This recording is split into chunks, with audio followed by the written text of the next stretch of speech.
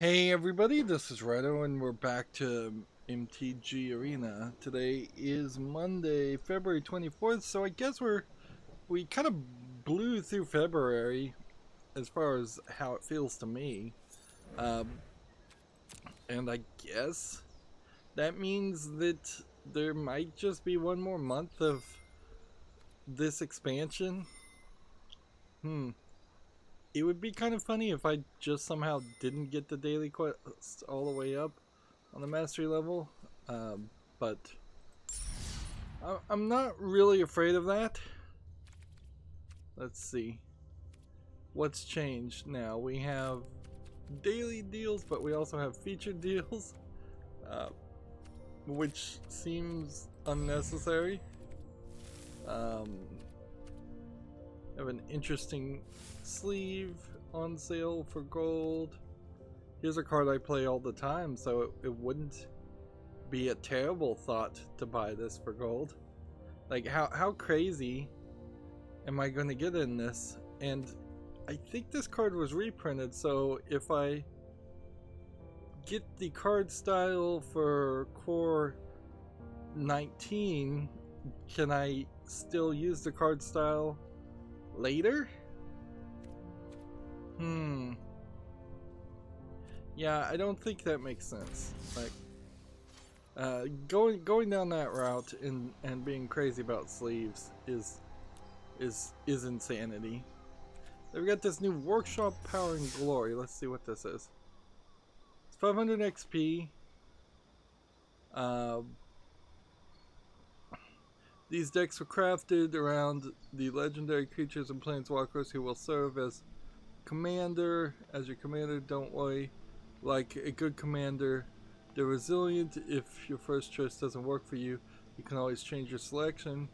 You can cause all of your trouble, cause all the trouble you want with these until the dust settles and the event comes to a close. So, for information about the workshop series and other new and exciting additions to Magic the Gathering Arena, visit Magic Arena State of the Game, which is a clickable link. Interesting, I suppose. And we could, I guess, look at these decks relatively quickly.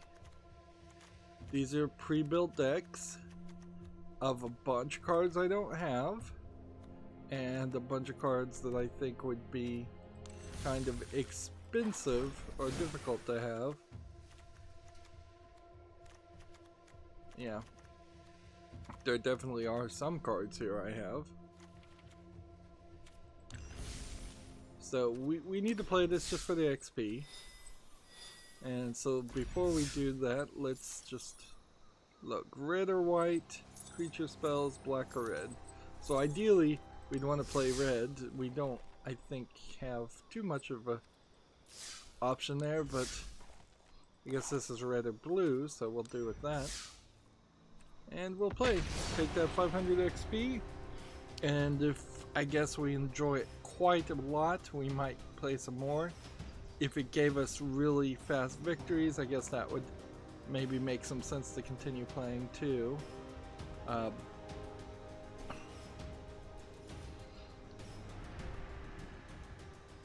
So yeah.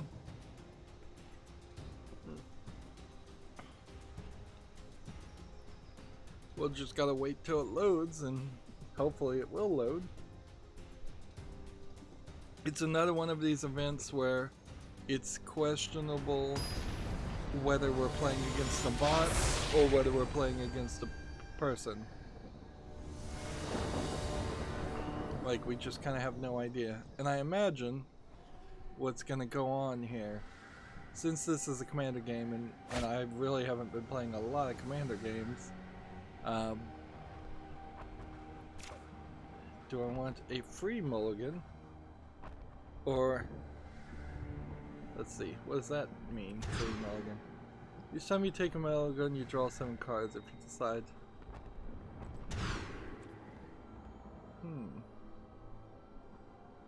Why is it giving me a free mulligan? well, whatever. We'll play that way.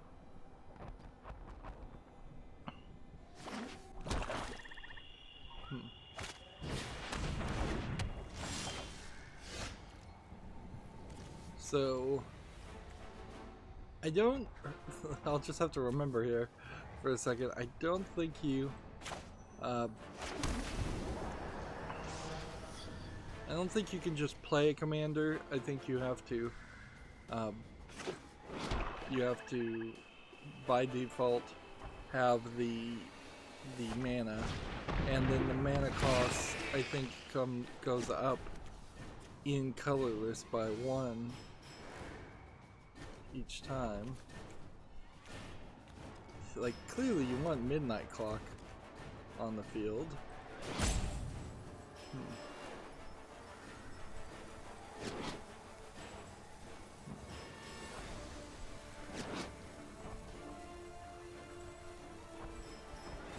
Well, this is just a land, so exiling a land is probably not a terrible move.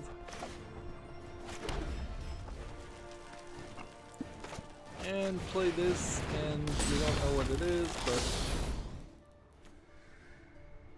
but we might as well play. Let's see.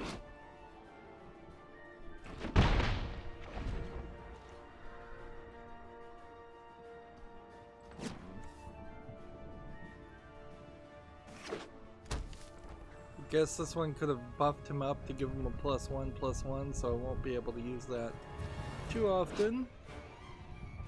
Draw a card and discard a card. There's clearly a strategy here about drawing cards.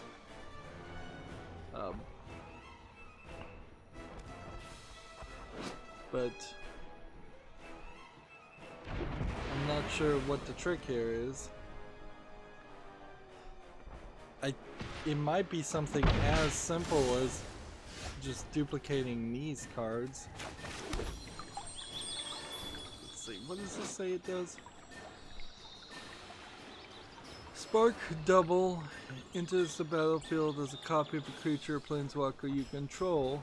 If the creature it enters has an additional loyalty counter or on its planeswalker. Alright, so this would give your planeswalker more loyalty counters, which, why would we need to do this? Equals the number of cards in your hand to do damage.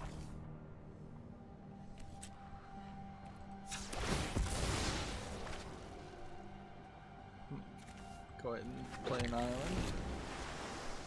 There.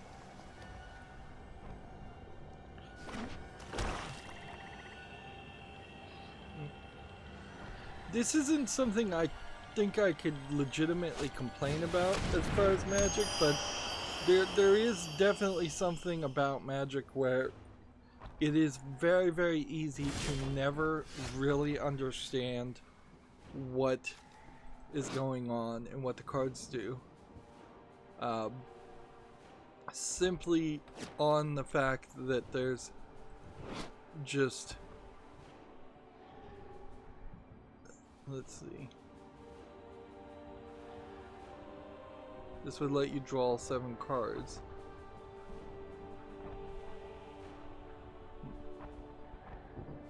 This would let me duplicate this guy, which I believe duplicating this guy is a great move.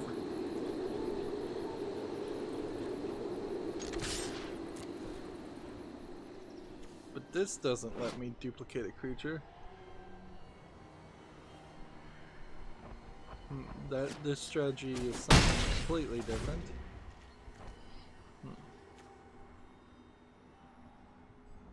So yeah, it takes a little bit it takes way too much time to try to even begin to understand all the cards in Magic, and then by the time you do have a decent amount of understanding with them, even if you were playing as a lifestyle player and playing 8 hours a day every day of Magic, I still think there's combos and tricks out there that you wouldn't catch it does feel like you'd have to, for as many YouTube channels I'm subscribed to that are around video games, I think I'd have to get rid of unsubscribe from everything and just subscribe to Magic players and Magic YouTube channels to try to even begin to understand everything that's going on.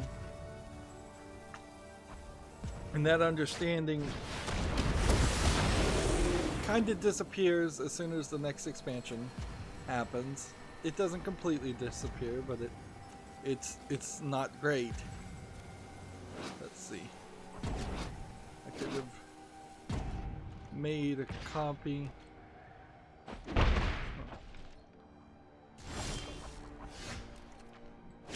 Play more land. This is Spark Double. That would have worked nicely, but it didn't, so I mean, I can play that, but I don't think that Midnight Clock works particularly well. It seems like he's playing something to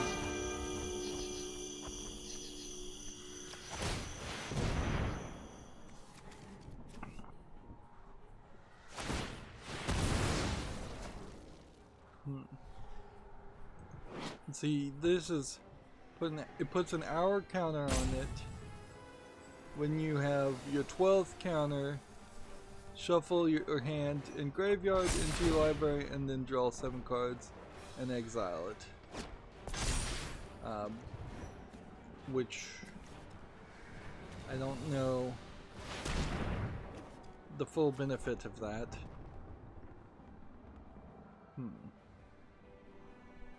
Meanwhile, that link, as far as the State of the Game 2020, is just a link to the State of the Game article, which I don't think has anything too new to say. In fact, I'm fairly certain we had already looked at this. The biggest change was the change to ranked draft availability, which I still feel like that was an insane decision on their part.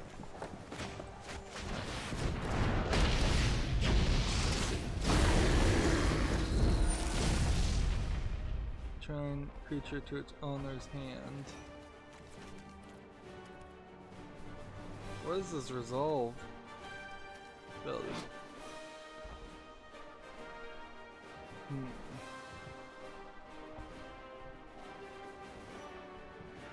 So this one's gonna deal 1 damage to me, and I guess the only thing I could do is send him back to the hand, but I don't think his ability is gonna not resolve because of that.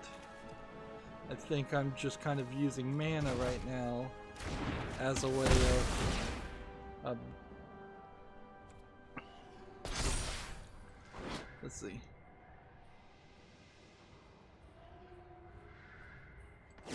Making more copies of the Ox doesn't make a ton of sense. And I can't do it now.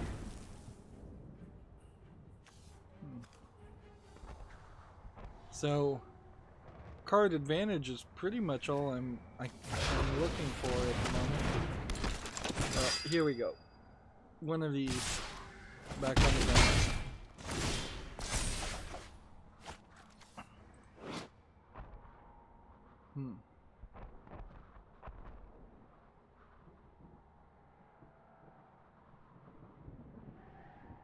So, first things first, let's put this on the field, and then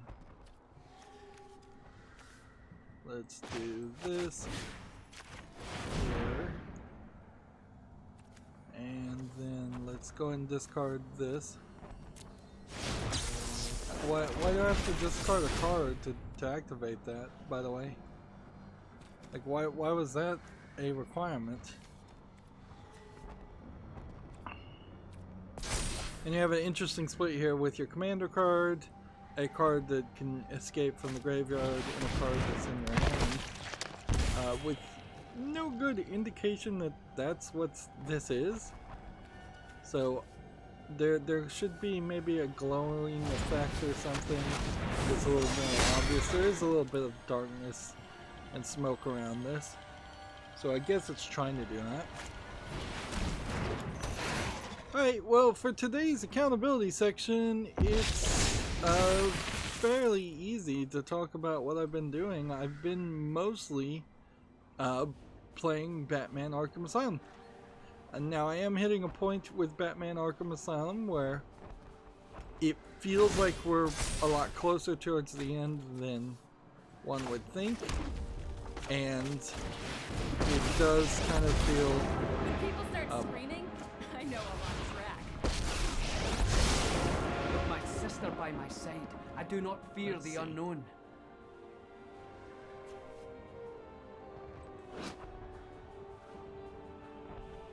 Loyalty counters. So let's start with this one. That smell. Oh, I can't it's play you that. burning. And then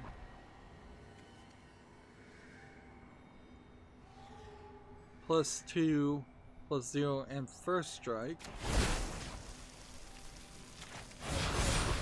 There is no virtue without bravery. And trample.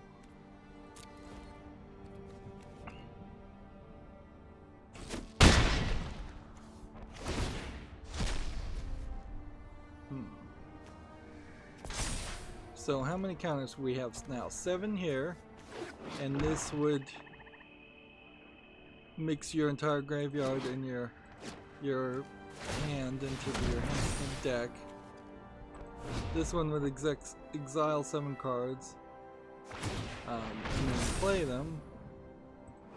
This one would draw 4 cards and then do damage equal to the number of cards in your hand.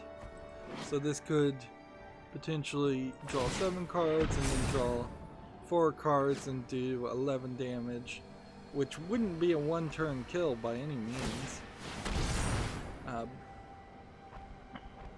Yeah, with Batman Arkham Asylum, we're in this weird position where we still don't have one of the Metroidvania-esque transition abilities. And I don't think I'm going to particularly get it until almost at the very end of the level. I've lost here. So best case scenario, you do that, you still lose. You just had way too many people on this side. So, like, I'm in the last area that has been depicted on the map, and as far as Arkham Asylum, and my only assumption there is that they are going to maybe, like, it feels like they would do something like Metroid Prime, where you get those Chozo keys and then you have to run back and collect those from all the different areas. I don't recall Arkham Asylum doing that, but I am kind of hazy on how the story goes. I think between the last stream and this one, I ran into Poison Ivy, who is basically in her underwear. She's in like a shirt that's buttoned to one button to barely cover her cleavage, and panties. So yeah, she's basically in her underwear. Also, the shirt was red, not green, and her hair has always been fiery red, but it is definitely not the way Poison Ivy would be depicted, in the same way Harley Quinn isn't really the way Harley Quinn would be depicted these days. She looks completely different. There you go, you just play that. This is clearly in the mass deck. What does this one do?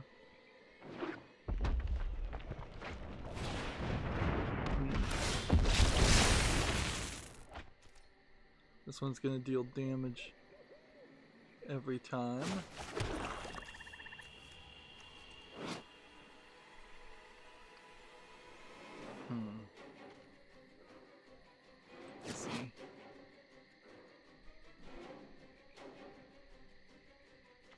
Discard a card.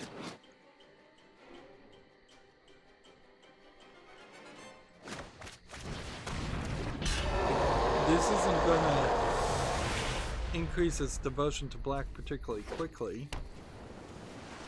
So I kind of just need to put this commander on the field. This feels like this commander needs to be on the field pretty early, whereas that commander kind of didn't need to be on the field as early.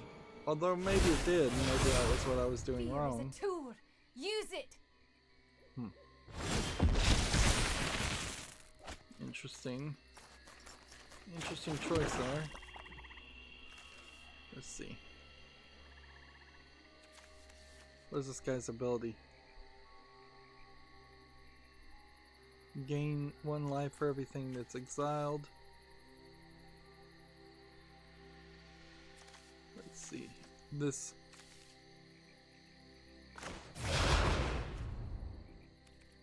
I can't afford to pay that yet.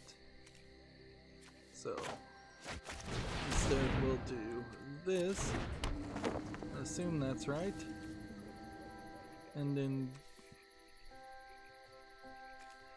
can this one give it a buff right now? I don't think it can, so there. We attack the commander, make it more expensive. I don't think he has any instances to increase this guy by even 1/1. Oh, yeah. The way this seems to break down. Yeah, seems like we're fine. Do that. Get away from me!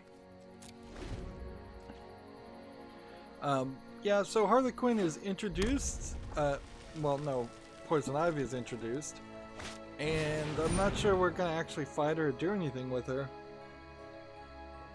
That's kind of the problem in total with Arkham Asylum, is there is a lot of references to very old comic book characters that it feels fairly obvious what happened is DC, which maybe wasn't even owned by Warner Brothers at that time, gave them a crap list in the sense that they said, we'll let you have the Joker and Harley Quinn and Poison Ivy, but if you want other characters, they're going to be really, really bad characters that you probably won't recognize, like Calendar Man is the most obscure one. Can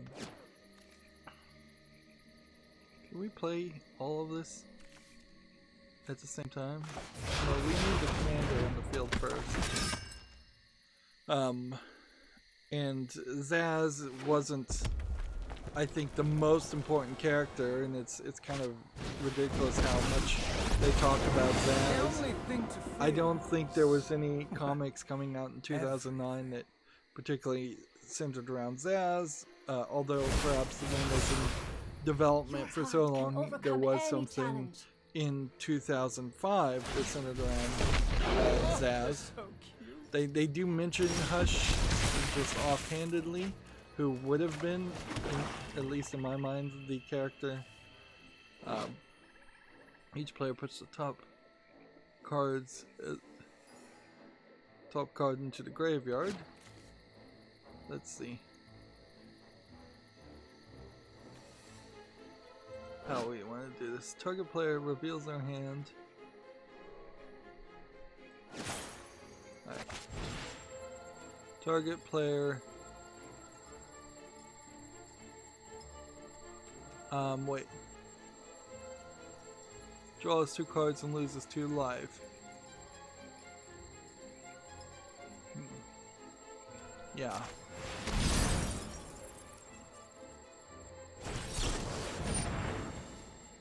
Counter target spell. Resolved. And then decline the adamant. Or wait. Unless it paid 2 mana. Oh man, that would have worked. Target player's hand. Get rid of that. Oh man, he's got nothing now.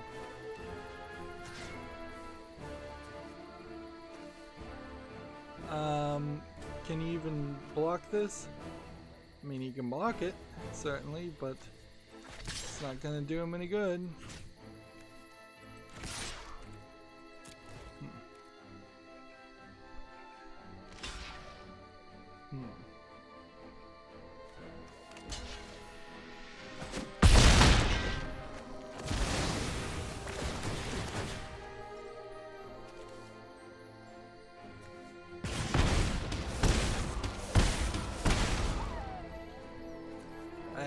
Yeah, my commander is now wreaking havoc, I think, on this guy.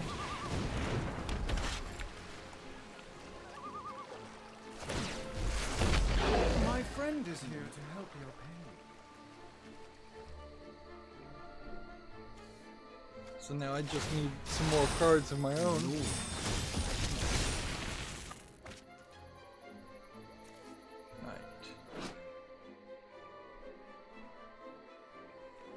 Well then, let's play this first, since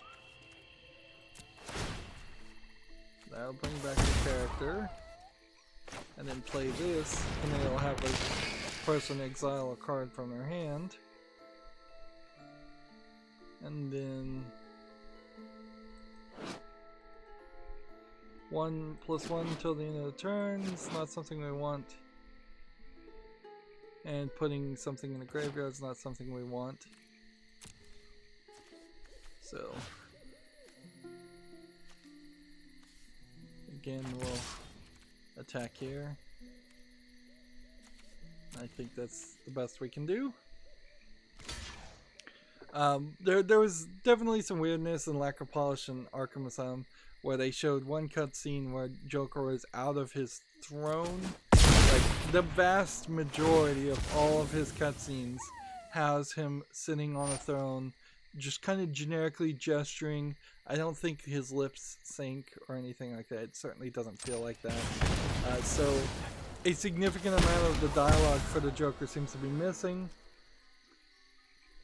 as if they didn't even have the permission to use the Joker until later into negotiation. Harley Quinn makes it seem like she was the main bad guy in the first game, kind of going for revenge, which would have been a better story to tell in the second game, frankly. If the first game was the Joker, you capture the Joker, the second game can be Harley Quinn going wild and trying to get revenge for that. Instead, it is a very generic, simplistic story where Harley Quinn is doing most of the work, and only very, very late in the game, I'd say 3/4 of the way into the game, do you see the Joker actually standing and walking in one cutscene. And they've teased characters like the Crocodile at the very beginning of the game and done nothing with them hours and hours later. There is a certain argument, I think, that needs to be made about not teasing something so far back that people are going to forget. By the time I'm in the third location, as far as a game is concerned, I've probably at that point completely forgotten about anything in the first location. Well, I could play that if I had a food token. Guess we can activate that ability. And either that happens or that happens. I think I have made a tactical error.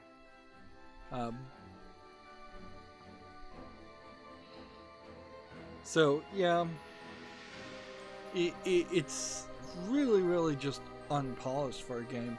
It's kind of crazy that in the time during the release of Arkham Asylum, that would have been a major AAA game that was highly revered. But going back and looking at it 11 years later, you recognize, while you can applaud the lack of loading on a 2020 computer with majorly improved SSD technology, I can't really credit that to that game. The graphics look fine for the time. They certainly don't really stand up by modern standards.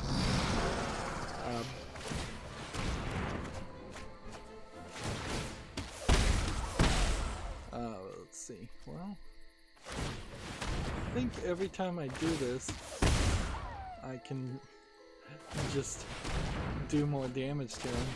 I'm sacrificing cards for 1 damage, which is maybe not a great offer, but not a terrible offer either. I'm gonna attack with that, and not attack with this. I can go ahead and attack with this one, and I can go ahead and attack with that one.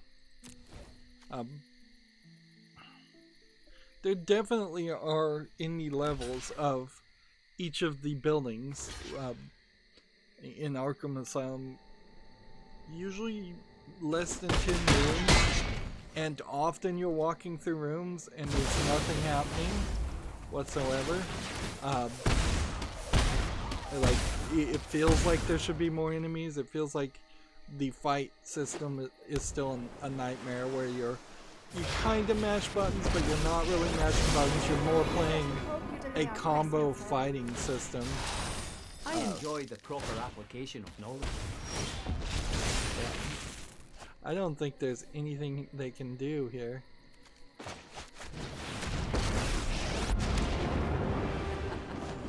My army Let's will see. envelop this world.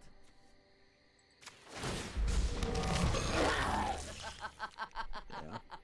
Rise!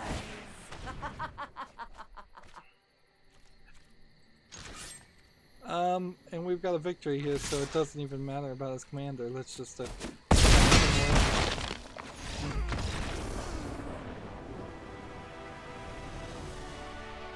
there's major problems with Arkham Asylum and how you're getting the Metroidvania accessibilities.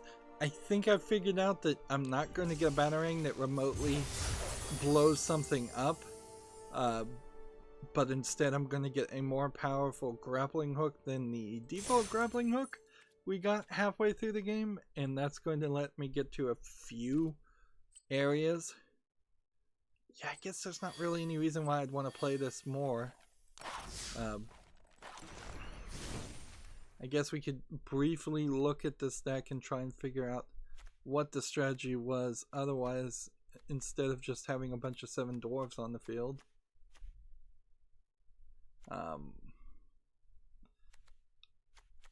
One of those certainly seemed to be a strategy of drawing cards to do damage, but I don't particularly... Here we go. Mirror March. That's the solution. It doesn't have anything to do with land. They want us... for you to win here, you have to wait till your 6th turn or somehow else get Mirror March on the turn. Then that would let you duplicate a bunch more 7 doors. And see, this would be a great deck I'd like to see somebody else play, but actually trying to play it myself is not something that interests me one bit. It's just going to be a huge hassle. Alright, so we need to play red cards, and I don't think there's any real reason to play standard rank with our red card deck. Let's come over here and go to the lands, and we'll just replace these every time we do this. We need 25 mountains.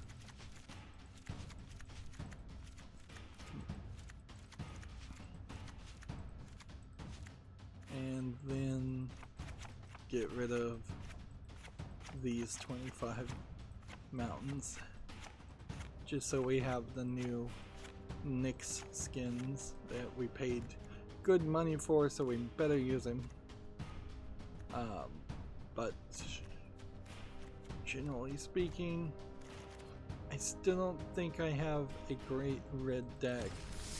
I don't think I've really thought it through enough at all. I think there's a way to play mono black, and there might be a way to play mono white. But I think as far as red, green, and blue, I think you are 2-color, 3-color decks required at that point. Because I think what I'm having here is I'm attempting to just make an aggro deck, and aggro decks don't seem like they ever win. Like, I'm trying to do something that is a little bit more thoughtful than that, an aggro combo deck. The temptation is going to be very high to use shock on the first enemy he plays. And so you're going to have to constantly fight that temptation and try and wait until you get a different creature on the field. Let's see, this one would gain control of a target creature, which would be interesting.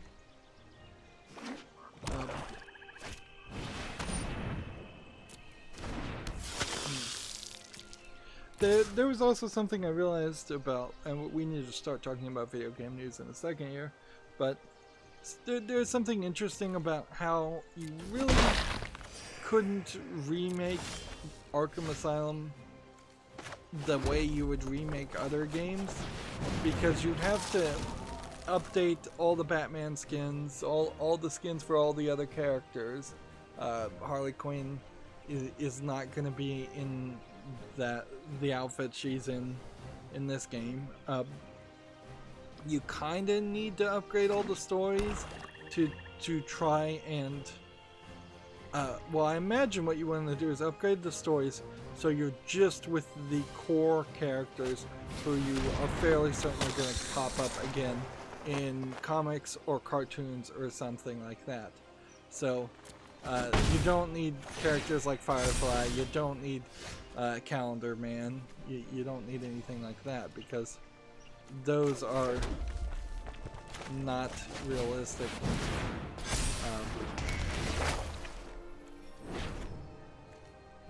Those are by no way characters that are going to come back. You need Catwoman, you need Penguin, you need Joker, Riddler, Scarecrow, probably Mr. Freeze, although Arkham Asylum just kind of teases that Mr. Freeze exists and doesn't bother to show him. And in fairness, there might be an argument that the Arnold Schwarzenegger Mr. Freeze just killed that character permanently. Alright, what does this one do? Until your next turn, creatures your opponent controls attack each combat if able. So this guy's going to attack.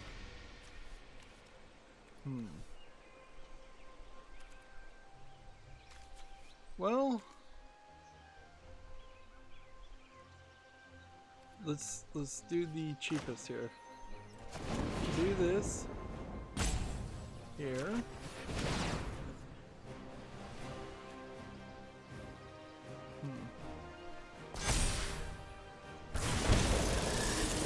And then that makes this, let's see, the alternate cost to do this.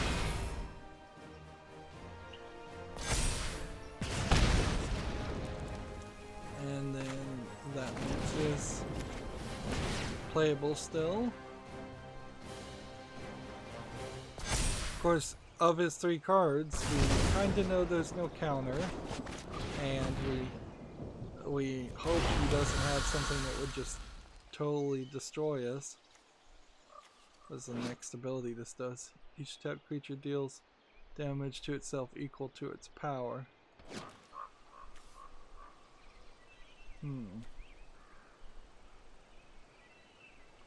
So I don't want it to be tapped. I also don't want to attack anyways.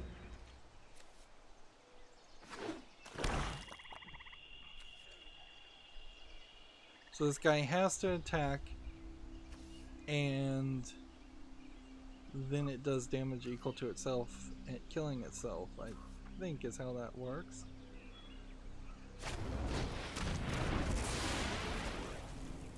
This only did -2/-2, so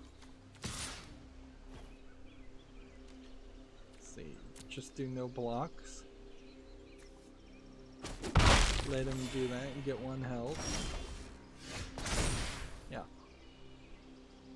So then this just kills this. I don't know.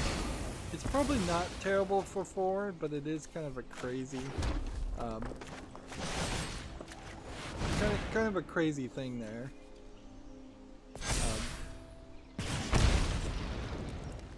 Let's see, Scry.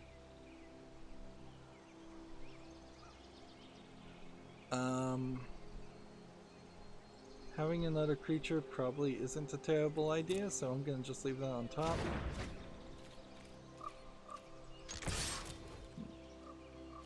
But yeah, they probably would need to remake the Arkham quadrilogy in such a way where you merged Arkham Origins and the 4th game, doing flashbacks, flash forwards, and redoing that story. I think that would probably work, not knowing the story of either one of those games.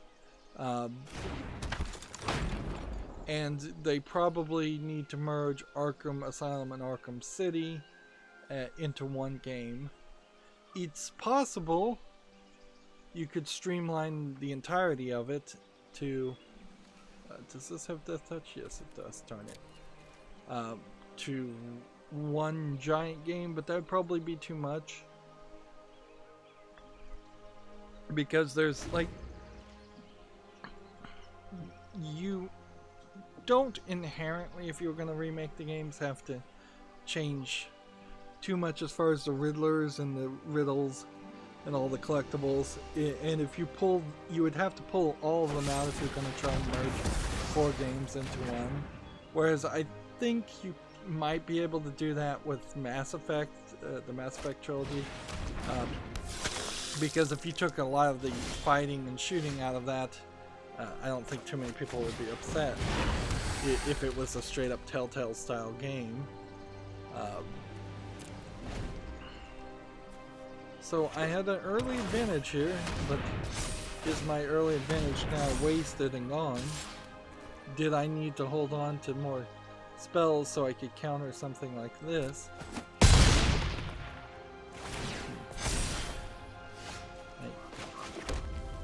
That might be the case. So he's gonna have to decide whether he wants to block or not. Otherwise I can kind of work my way down.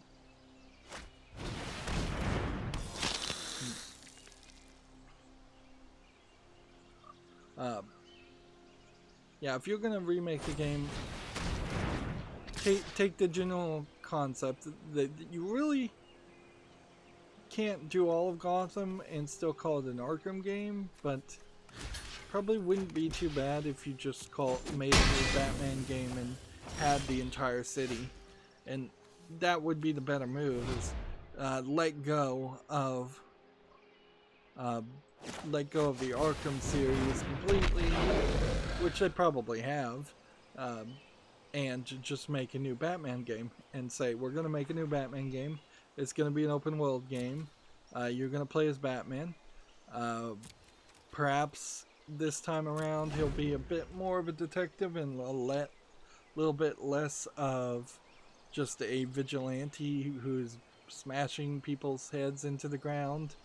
When you look at the success of the Spider-Man game that came out much later, you basically just have to take Spider-Man and switch out the skin to Batman. It would be a little silly if Batman was grappling hook all around the place and swinging very fast, but That doesn't inherently mean it needs to have a car either.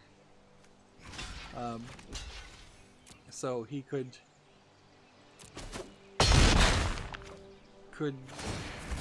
just kind of swing around.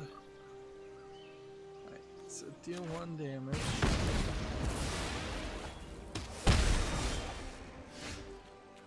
I am doomed here. Doomed again.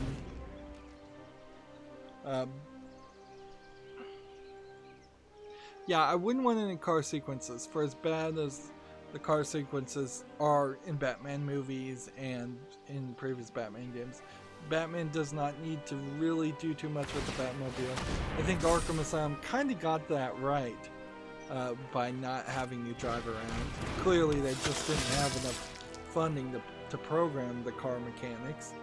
And I guess that is the big problem here is Warner Brothers and DC, even though they really don't have anything other than the Batman and the DC universe and the Lord of the Rings universe. Let's see. Let's do that. Not that it's going to help any. They really don't have any other IP or license to use, so they need to make a Batman game. They need to continuing to make Lord of the Rings games of some sort,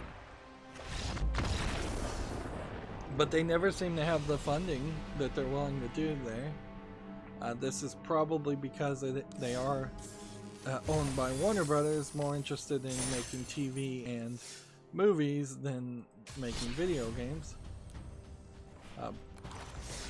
Let's see if we can make some changes here. Amass. We know what this is, so let's get rid of that. We know what this is. This is 2 damage. Do we have any more of these we can have? Alright.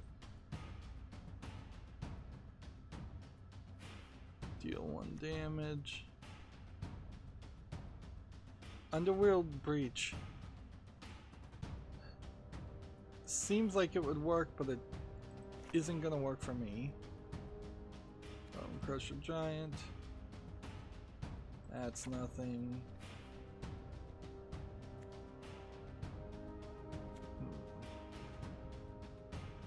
This one seems like more of a scrying card. More of these. Maybe more of these.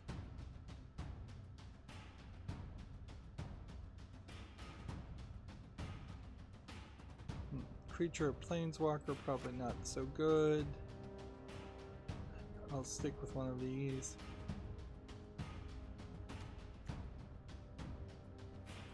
Damage to creatures, probably not so good.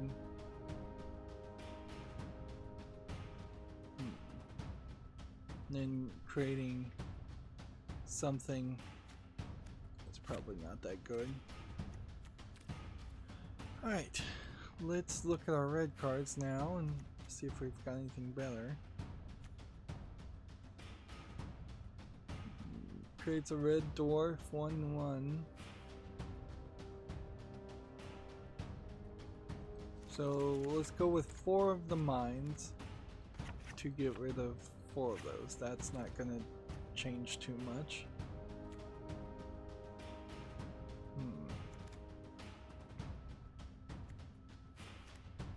I think what you need is counter spells, exile spells, destroy creature spells, things like that.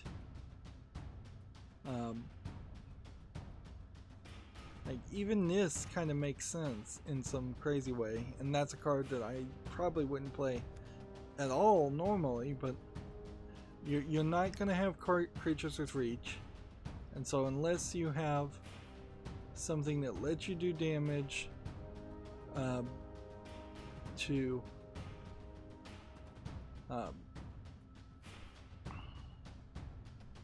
this one destroys the land if you do it to a non-red permanent.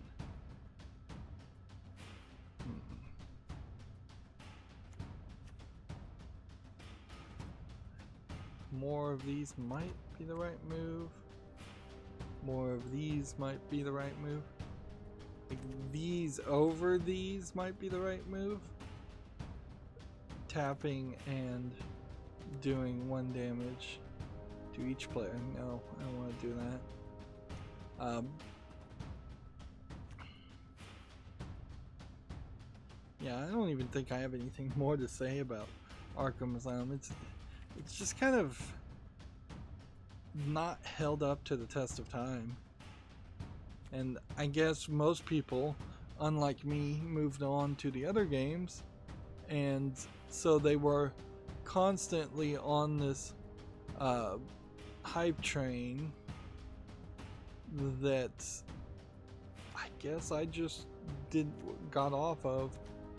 And so it'd be very interesting to see if somebody was like really into all of the Batman games, the Arkham Asylum games, played them all when they came out. I'd like to see what their experience would be to go back and replay the first game,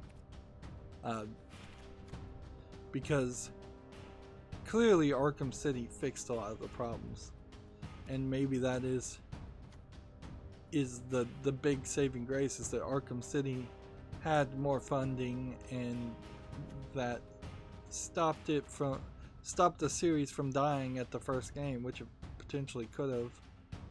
Let's see.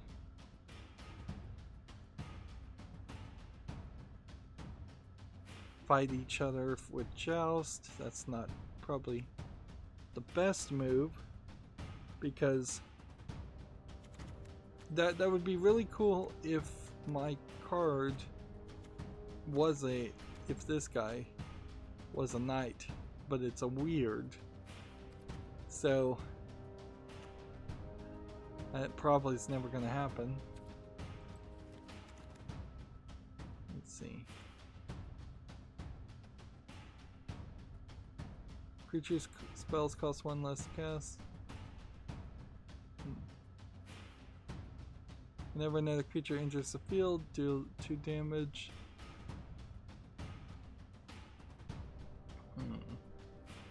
It's an interesting card. We'll try that.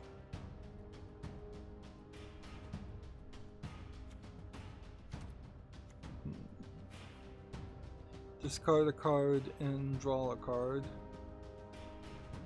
Might be an interesting idea too. That leaves me at 60. So we're just trying to test out some other cards. This one has reach and haste, so I'm going to put that in as an option. Let's see. But I kind of feel like you need the 7 dwarfs. And then if you try to play the 7 dwarfs, then you have to build an entire strategy around the 7 dwarfs. So it kind of feels like I need a second red deck just around the 7 dwarfs concept. Which, once Throne of Eldraine is out of standard play, then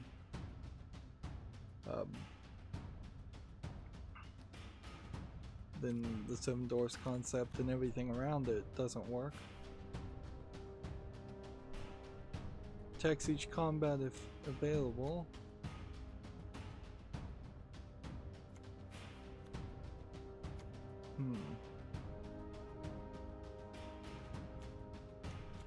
Here you have Act of Treason and Act of Treason, just reprints of the same card.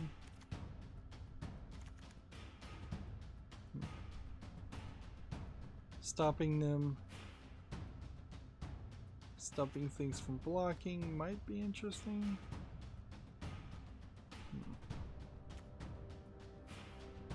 Let's see.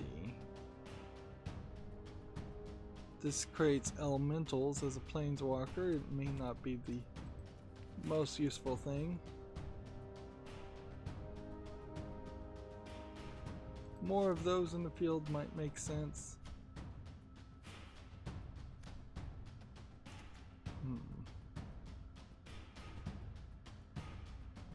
Ooh, let's get a couple of those on the field. Or in the deck.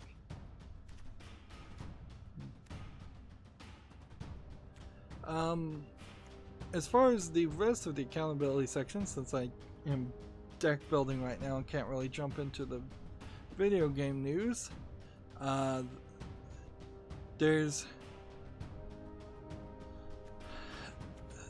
like, I uploaded videos, I didn't put any of the data and scheduling into them, so I hope I can go do that later today. My server, I think I'm gonna have to install a live CD to see if I can transfer the data over. There is something to ZFS RAID Z3 where you really should only have six disks at most, because that gives you 2 disks that can fail out of the 6, any 2. But if you do that, then you're going to lose the equivalent of those 2 disks, of which they're all supposed to be the same size. So as you make more and more multiples of groups of 6, you lose more space. But let's see, trample and plus, this might be a better card. So even though my current setup is probably ruined and needs to be destroyed and rebuilt, the way my current RAID array is set up, in which it has much more than 6 disks, or it thinks it does at least, because there's more than 6 partitions. I broke them up into different partitions, which is not really the right way to do it either, but I'm doing this on the cheap instead of spending $6,000 to $10,000 on a RAID array. But yeah, on second thought, because I need space, I don't think I can follow my own rules there. I'm thinking I'll experiment with maybe doing nested RAID arrays. That might work, because if there was a top level RAID Z-array that had 6 spaces, which the hardware itself holds 16, so it probably should be a top level that holds 16 disks. And then there was some manipulation on how some of those disks were treated, so the smaller disks get added to their own RAID array, whereas the larger disks get added in exclusion. Oh, alright, well, at this point I didn't even make it to the end of I haven't even made it to the end of the red, but my eyes have just glazed over and I've stopped reading these cards. So yeah, that's a problem, certainly, that I can't even pay enough attention here to test out new cards and do a deck build. That definitely is a problem. So that's as good as I can do right now. Let's just stop and do another game. Yeah, my eyes glazed over at that point.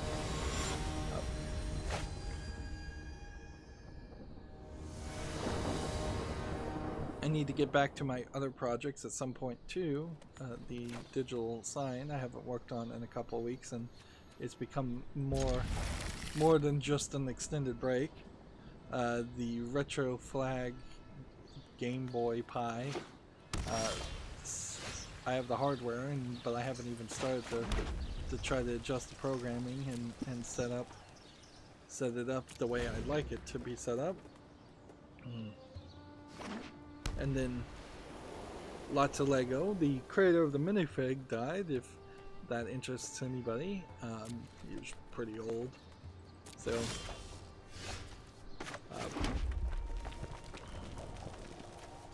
yeah, you just can't cast these spells though until you have that one card.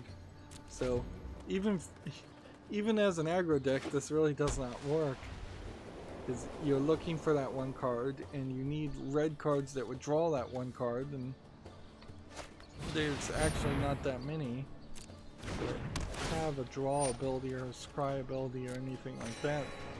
That would be closer to a red-blue deck.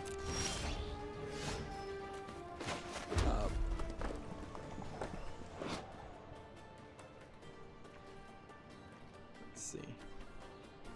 Well, there's no reason not to play this.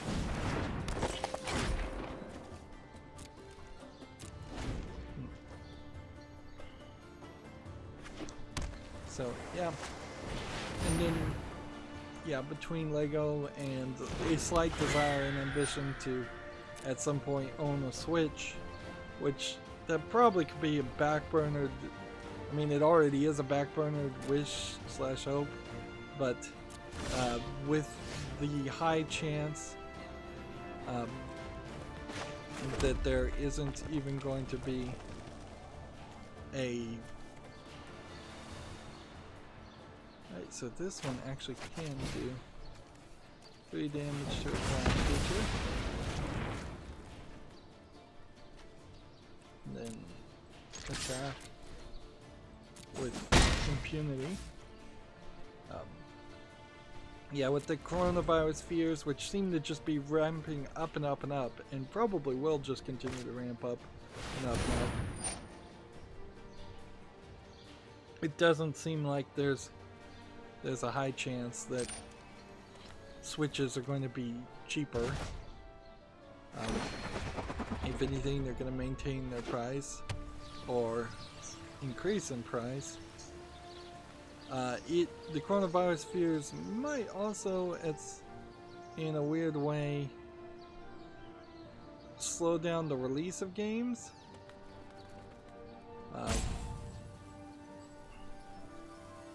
Like, I guess that would be an interesting turn of events. And it really wouldn't be a terrible thought either. Let's see.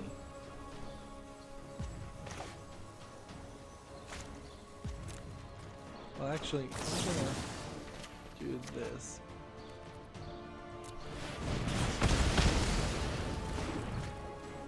Just to irritate him.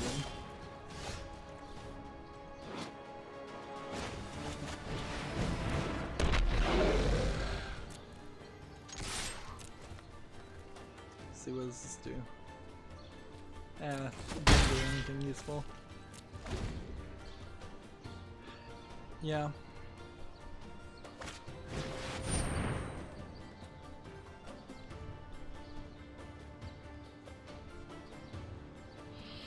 Man, I feel like I woke up on the wrong side of the bed today.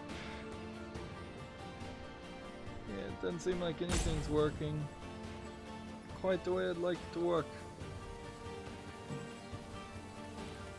I've completely forgotten about what I was even talking about.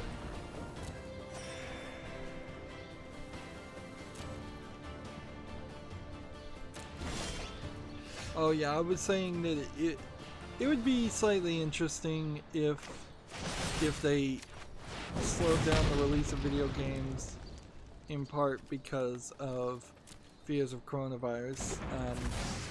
While this first couple of months of the year have been pretty slow as far as video game releases are concerned, and this year is probably going to be a little bit slow due to consoles being teased, if not actually released. I assume that the Xbox is coming out for this holiday season. I am fairly certain that PlayStation would want to copy that, but I'm not 100% sure that's true. Right, this can't be blocked. Can we do this?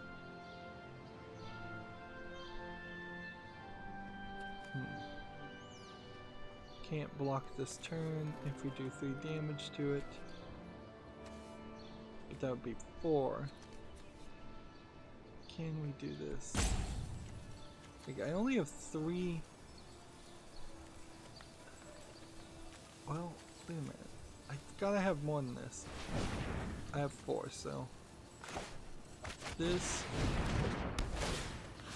to do this, then this to do this, then this to do this.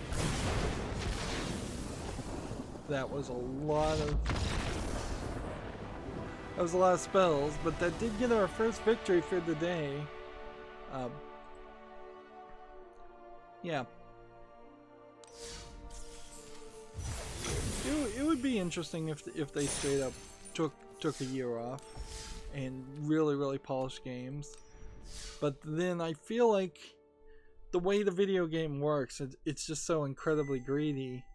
The truth of the matter is, even if for some external factor slowed them down a little bit, they would just rush to put out twice as many games the next year, or the next time it's available.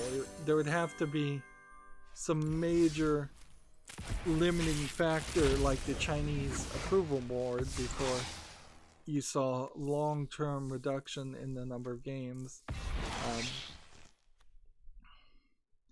And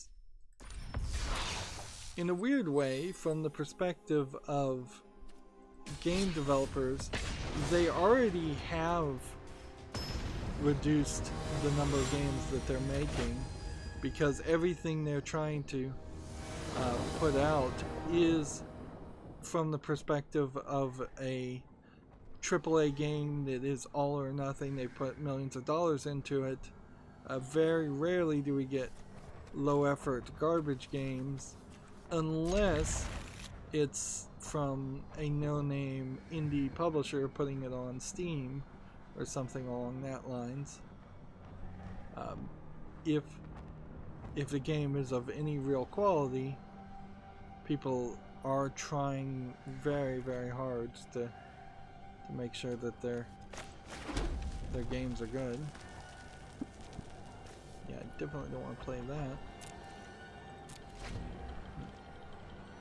And I'm trying to scroll through my Twitter feed.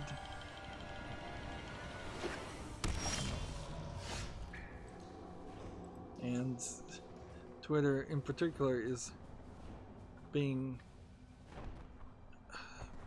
not very helpful, or my brain is just not working. I'm scrolling up and down. I'm getting confused as far as which way to go. Okay, I think I finally figured out the direction I'm going. Which, jeez, like, I'm just having a straight up brain toot. I guess I can say brain fart. That's YouTube friendly, isn't it?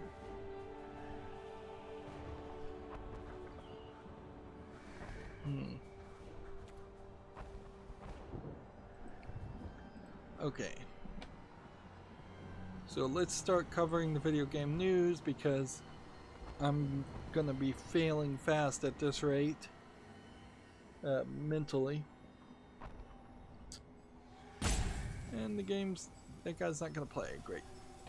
TechRaptor has an article here. Coronavirus convention cancellations continue. 4 C words in a row. You don't need to get cute in your titles, TechRaptor. Valve Index production has also been affected. Sony, Square Enix, and Facebook have been canceled for CDC, and PAX East, and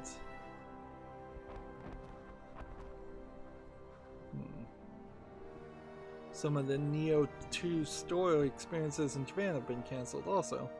Didn't get that story. So this TechRaptor article is pretty much a culmination of the cancellations up until that point. Although they probably should update their article because a new cancellations seem to be happening fairly frequently here. To the point where I wouldn't be surprised if CDC cancels itself completely. But I guess if I was to guess, CDC makes a lot of money in the same way that E3 makes a lot of money, so they're going to do everything they can to not cancel it. And it really, again, is an example of if there is true and legitimate, scientifically backed concerns about people going to conventions and potentially spreading a disease, the health departments, the governments should just not allow that. I mean, you can go into a moderate quarantine mode where people don't go to strange conventions where strangers will be.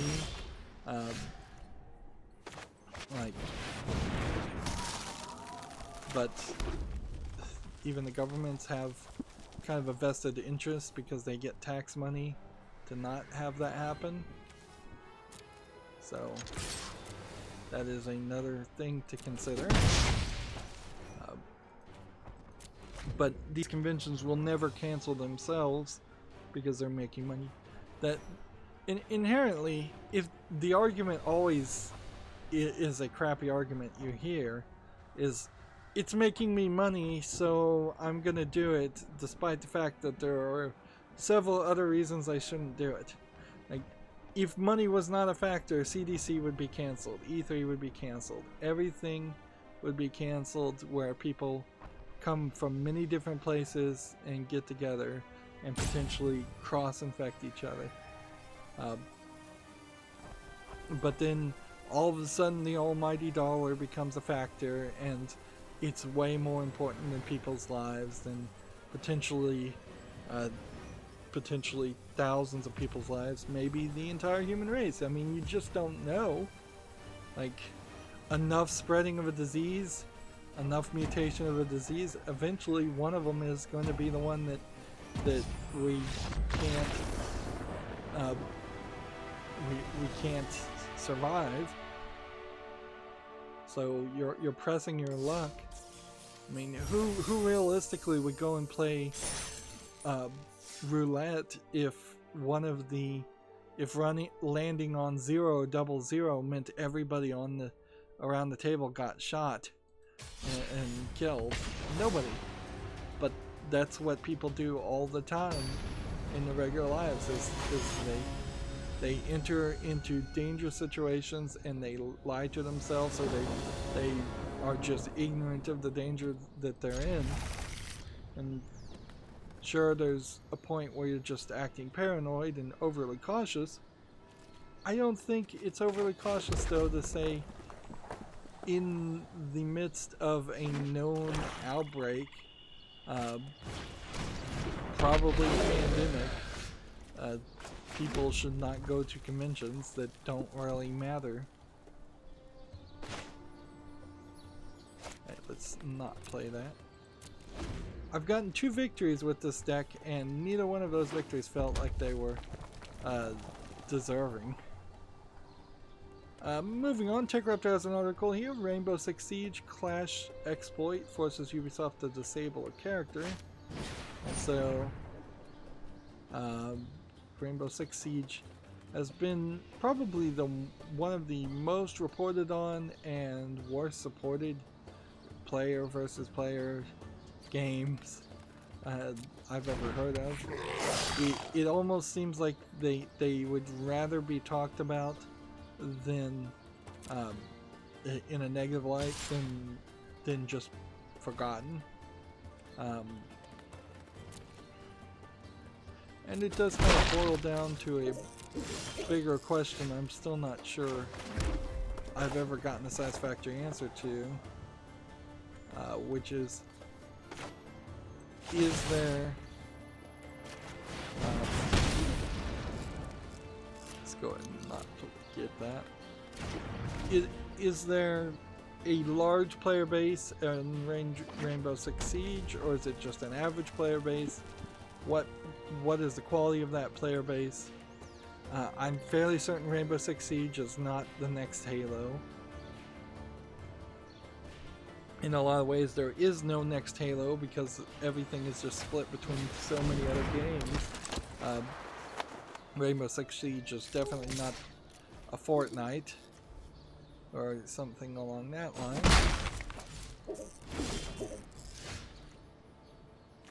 Let's see. 3 damage. Scry again.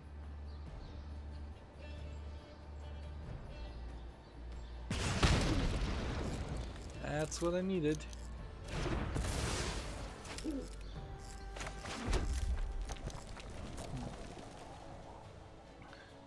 Moving on, we have a game on Steam called Comanche Open Multiplayer Beta, which is planned for February 28th. That's a little premature, English only.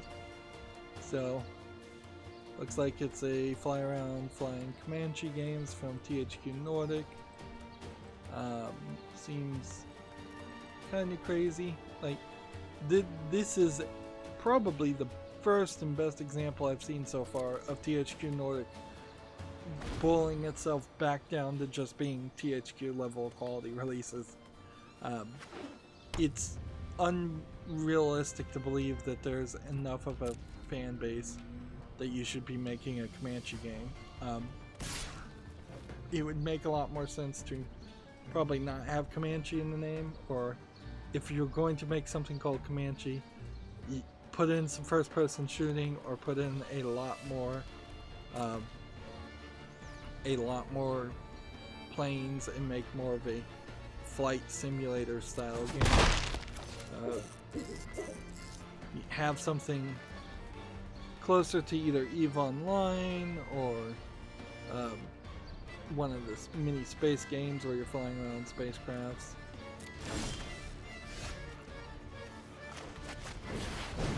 Just limiting yourself to Comanches seems silly.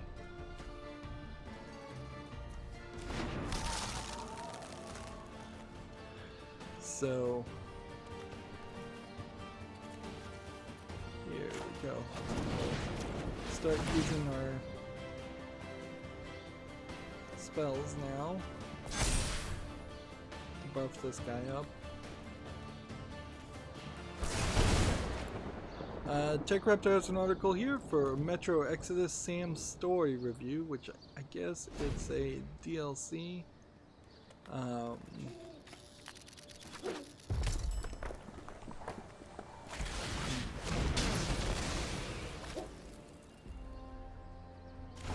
Yeah.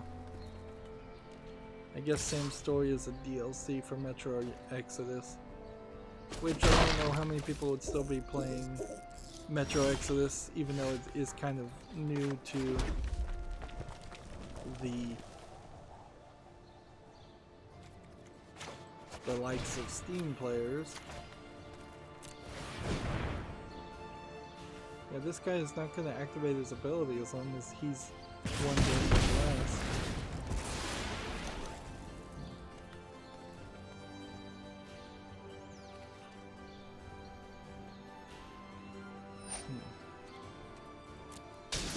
Resolve that. See, I could clear the field, but I definitely don't have card advantage. So for this DLC, Sam's Story got an 8.0. Offers more of a good thing, though the dialogue can be improved and some new features will be frustrating. Pros are a vocal protagonist, where I guess you're a silent protagonist before, fantastic new weapons. Gameplay combines linear and open world and great weather effects. Cons are cheesy dialogue at times, annoying universal detector, checkpoint system lacking in the open world, and frustrating realistic landmines.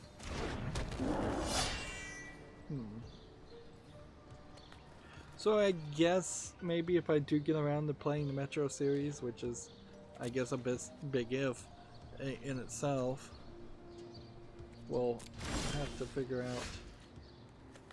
Oh, this is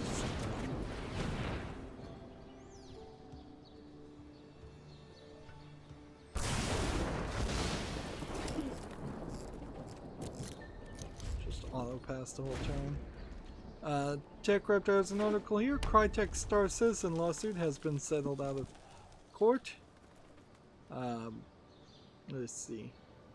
So they were making Star Citizen using the Crytek engine, and then they decided to make the Star Citizen on a different engine that was, I think, a fork of the open source part of the Crysis engine, or something along that lines.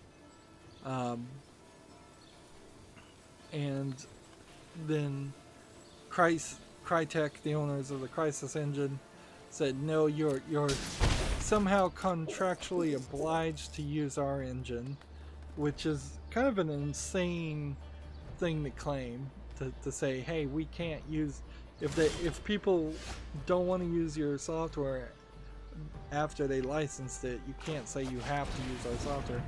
Could you imagine if that were the opposite, and Microsoft tried to contractually hold people to use Windows? That would be insane, and it totally wouldn't work. And Microsoft does kind of try and do that, because if you're buying a new PC, you're probably getting it with Windows pre-installed, and thus you're getting charged extra on the price of that PC for a copy of Windows. But that's the best way that they've been able to try to accomplish that, and it still doesn't really work. You can fairly easily buy, when ordering direct from a manufacturer, an OS-less version of the hardware, usually.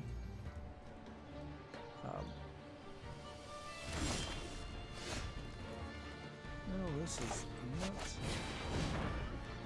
not gonna go anywhere. I've lost, but I don't think it really matters too much, because all we needed to do was play a few more red cards, and we've done that. Next, we have a game on Steam here called Dark Judgment, which looks like it's a beat-em-up style game of the 80s. It looks interesting. I do have to criticize it, though, for not being widescreen, and it does look like a 80s, maybe early 90s beat-em-up game, so there may not be actually too much game here. Let's see what they want for it. $11.69 discounted, English only. I'm gonna put this on the follow list and see what the reviews have to say. Like, the problem with this is you are getting into the kind of 8-bit graphics style in the gameplay, and seems like you only have 3, maybe 4 players that you play as. So it could be that the backgrounds here are pretty limited, the number of enemies are pretty limited, the amount of game might be pretty limited, and without an actual review you really wouldn't be able to tell. We're seeing a decent amount of variety here, but that's not a guarantee. And I guess it is worth mentioning that there have been beat-em-up games, quite a lot of beat-em-up games coming out for the past year that have taken a more modern animation style, or have just been programmed well, really well, and in their videos look like they function very smoothly, whereas a 90s style animation style makes it very hard to determine what the frame rate and the frame pacing would be during a beat-em-up game. And that would definitely be a major factor. If you're pressing a button and then half a second later the character is moving, that's pretty bad. If you're pressing a button and it feels like the character is instantly moving, that's what you want. If the movement after you press a button is jerky and 5 frames per second, that's bad. If their movement when you press a button is 60 frames or higher, particularly if it's a limited and simplistic art style.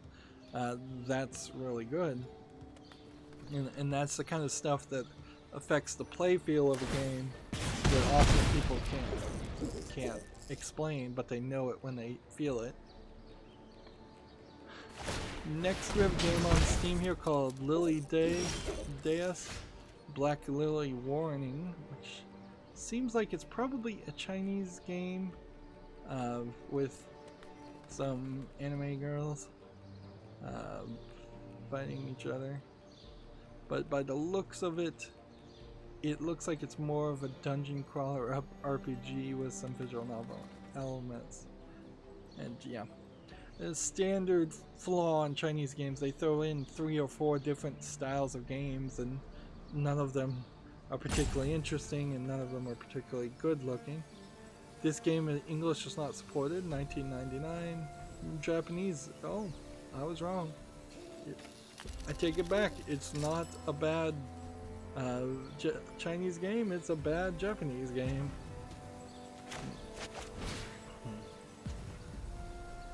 Each of 3 target creatures. 1, let's... Yeah, that didn't do anything.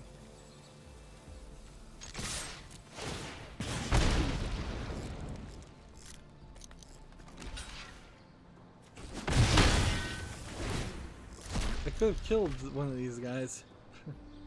Had I played better there. But I'm not paying enough attention, clearly.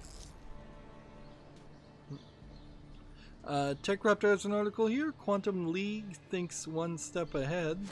This was the game we looked at where you seem to go in time loops and paradoxes. This thumbnail highlights multiple characters. Looks like 3 versus 3, whereas the video I saw really was only showing 2 characters.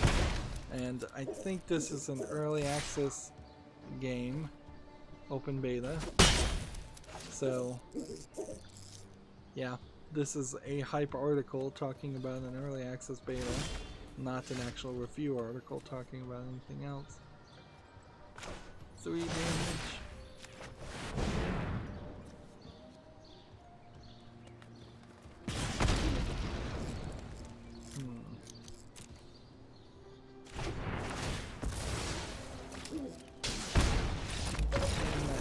Defeated me?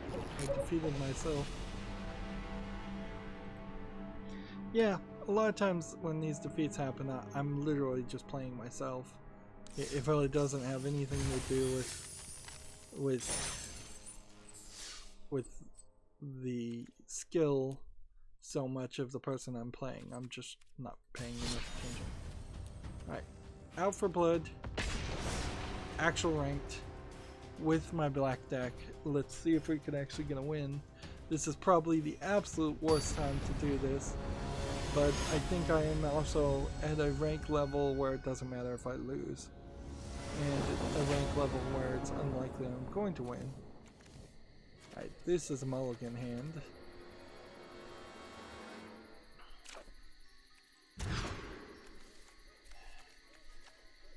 I guess I'll keep that. Let's see. Next we have a game on Steam called Skeleton Warrior, which looks like it's an asset flip game where you play as a skeleton warrior. Which, honestly, on the face of it, that's not a terrible idea. At the very least, the next Elder Scrolls Skyrim game should allow you to play as like a lich or a skeleton. That's something that was in games like the original Fallout and then got forgotten pretty quickly. But looking at this video, you can see it's pretty glitchy and there's kind of nothing here. 99 cents English, allegedly full audio. I kind of don't believe it.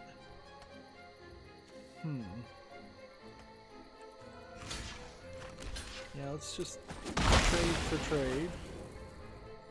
There.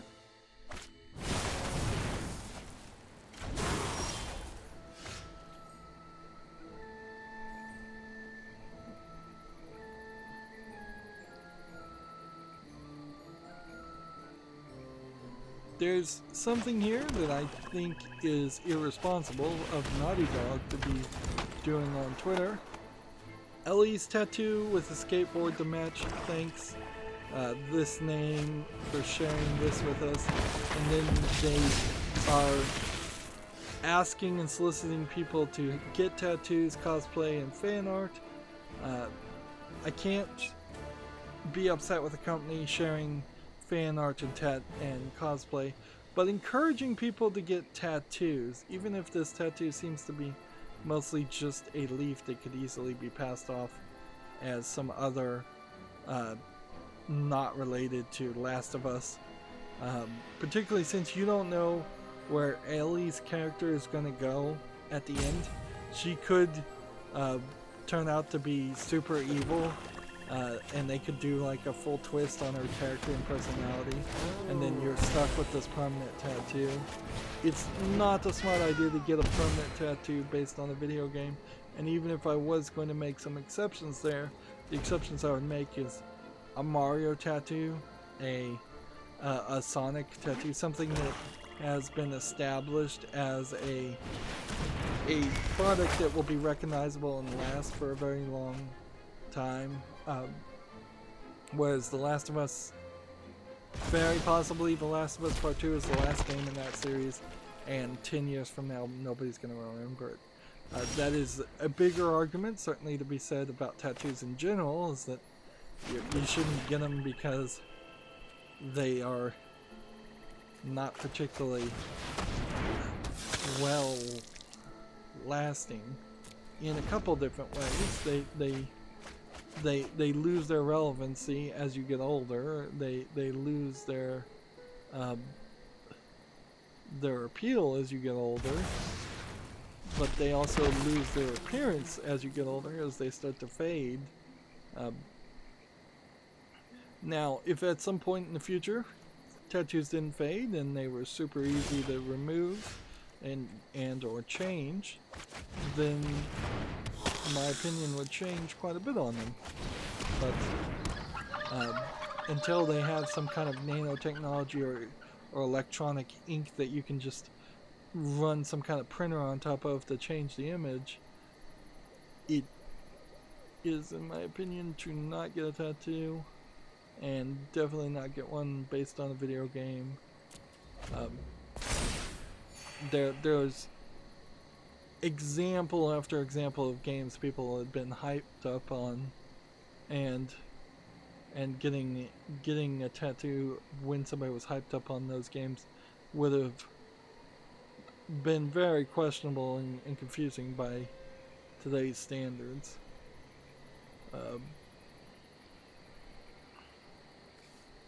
Moving on, Gematsu has an article. Bandai Namco trademarks Last Cradle and Ring in Japan, and Sony trademarks the PlayStation 5, which, of course, so there's two games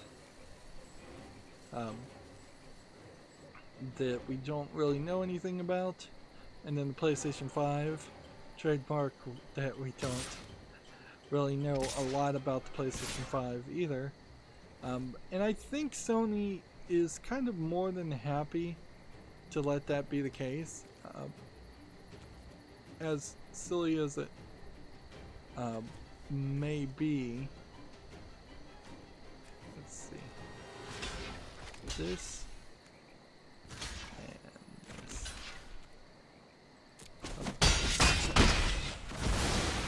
As silly as it may be, I think Sony is happy for Microsoft to come out and make all its announcements, and they're just hoping that Microsoft will say something that will piss off people, and if they don't say anything that pisses off people, then they'll put out their announcement as is currently planned. And if Microsoft does say something that pisses people off, like a requirement for always online or something like that, then Sony will quickly shift and say, well, we're not doing that. Which which makes it they're playing reactively, playing defensively compared to the way you'd normally want to be playing, which is offensively, aggressively, making the first move. Generally in negotiations, and in a weird way, Sony and Microsoft announcing their next consoles are in negotiations. They are a three-party negotiation between the end user who would purchase one or maybe both of those consoles and Microsoft and PlayStation. So generally speaking, in negotiations, though, you have the person who moves first is slightly advantaged. So because they're holding back to make an offer after Microsoft holds an offer, Microsoft is going to be on better ground, unless of course Microsoft just screws it up miserably. And let's face it, past performance does indicate future expectations sometimes, and they did screw it up in the last release. Welcome to my domain. It's gonna be a matter of just seeing if they learned from their mistake or not.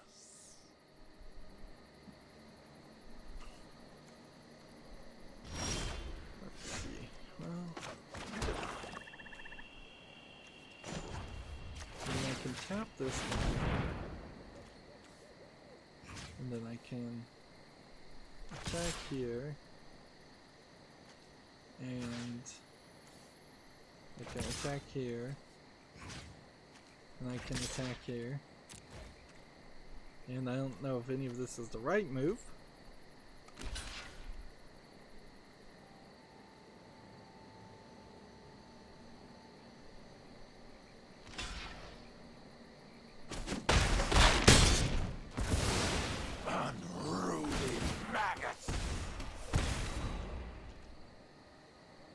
I'm surprised that worked. Next we have a game on Steam, Cat Dog Puzzle. Just wanted to once again point out we're still doing terrible low effort slide puzzle games.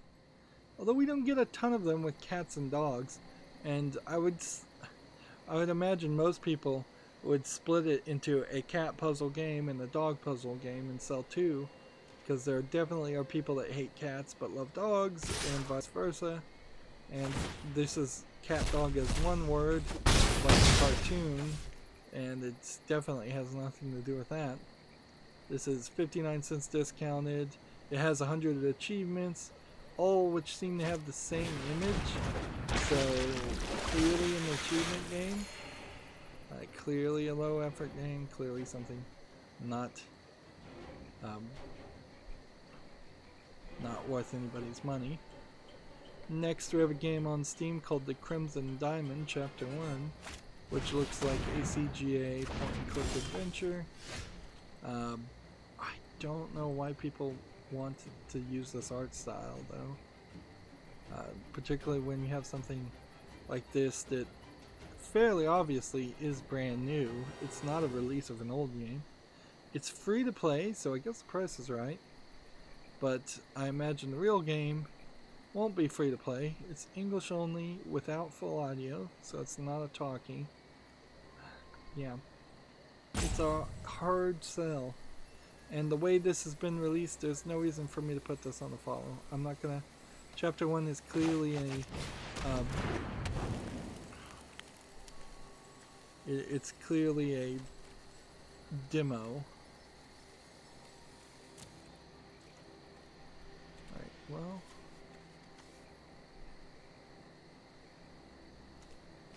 Everybody's twisted, so let's go ahead and attack here, and then do this.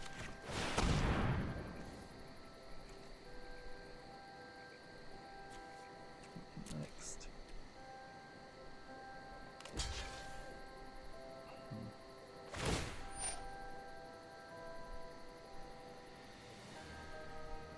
Top two cards of their library getting exiled, that sucks.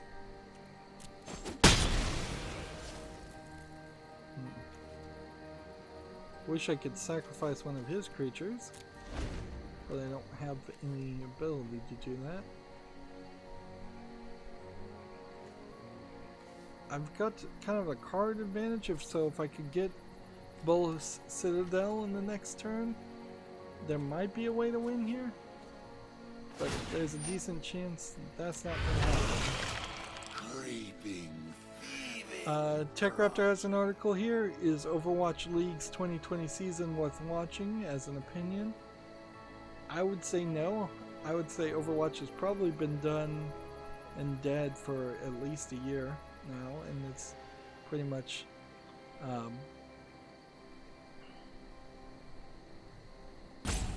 let's see. They say Overwatch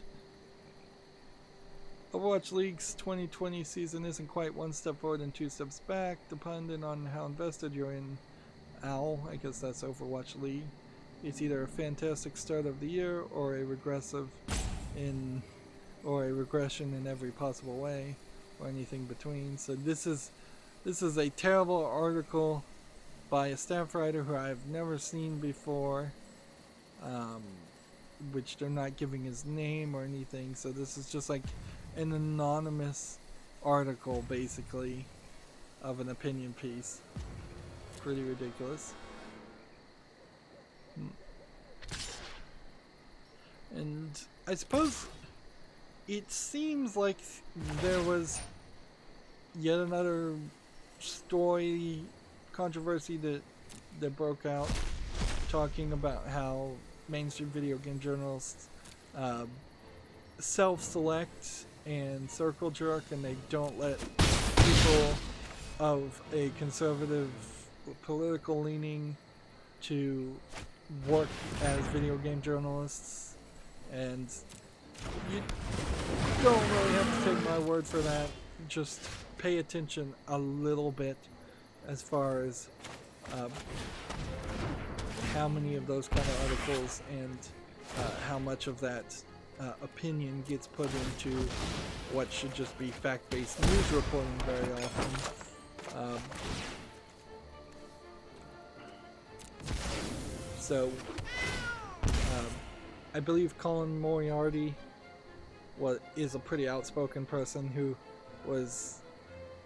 claims to have been mostly forced out of being a video game journalist because of his political opinions that he stated kind of outside of video game writing about video games.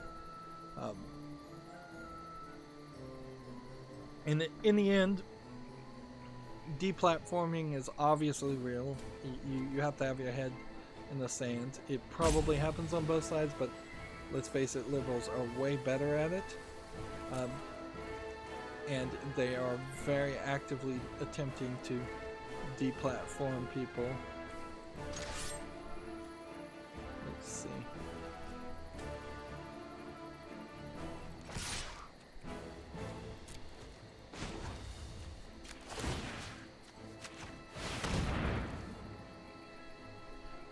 And that's what it really comes down to, is they're hiring people based on their political beliefs, which I think is kind of illegal in the United States. Discrimination based on political affiliation. I think that's kind of illegal, but I could be wrong about that. Maybe that is allowed in the crazy world we live in. And in the end, it does create this problem where, without even covering the details of this most recent story, it creates this problem where Surrender every morsel of fear. How am I trying to say this? There is no diversity of thought patterns appearing in video game journalists. Everybody has the same thing to say, because it usually is all the same press release from the one creator of the games. There's really not any investigative journalism or anything like that. Or if an opinion piece is written where somebody could put out a new idea or their own take on something, because there's no diversity in the way people think, it's the exact same ridiculous SJW opinion pieces over and over again. And frankly, I'm tired of talking about it. And people are tired, I think, of hearing those same opinions over and over again. They're definitely not saying anything new. They're definitely not bringing any new insight to the video game world. They're just failed, I guess, failed journalists in the real world, and they've decided to fail, I guess, political talking heads in the real world. That they're people that couldn't get on something like MSNBC or Fox News or CNN and talk about their political opinions, so they've decided to be video game journalists to pay the bills, but in the actuality they barely seem to even care about the video games half the time.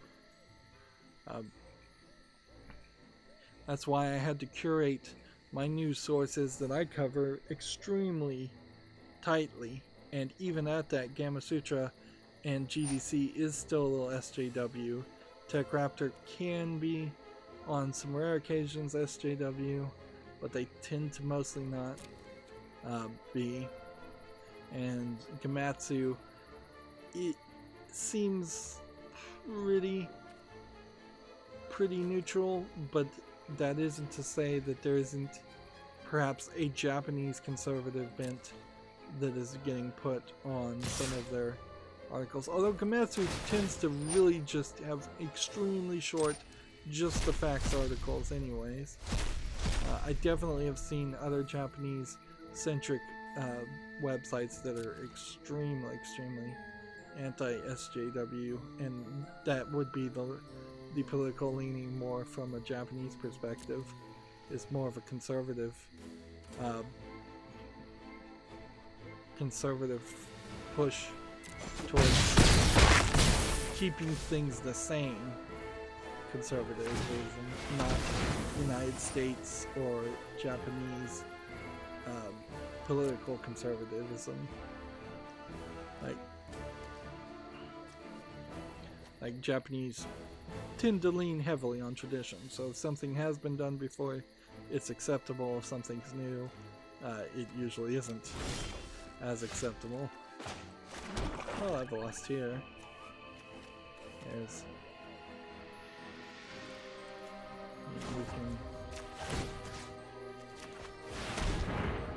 We can do that. We can choose an attacker. We can do some damage. And that's pretty much it.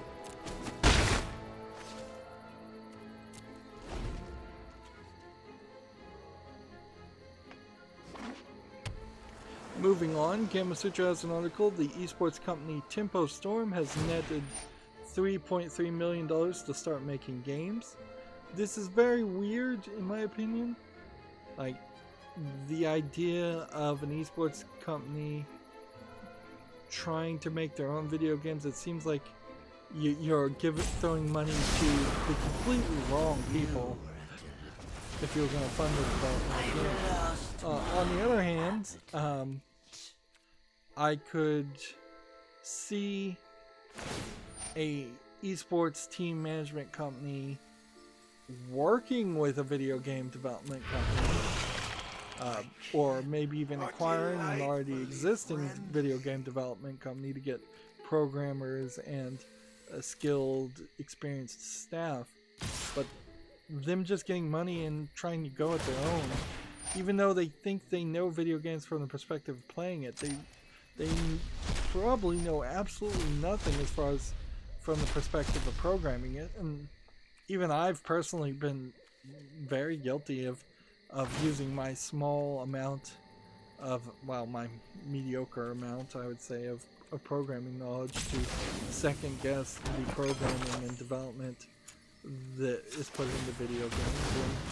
And in actuality, I don't have any experience or in-depth knowledge as far as programming in Unreal and Unity would go. So the day-to-day grind of it and the minutia and the nuance is, I'm just gonna play regular instead of trying to play standard rank, because there's no way I'm gonna get any higher, I think, this month. That was my one attempt.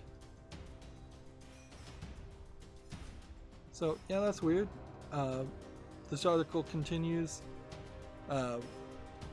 Tempo Storm was founded in 2014, so it's 6 years old as a company. That's not particularly old, and they've made esports teams for Hearthstone, Super Smash Bros., Rainbow Six Siege, and Magic the Gathering Shadowverse. There was another esports controversy where Warcraft 3 was being played at a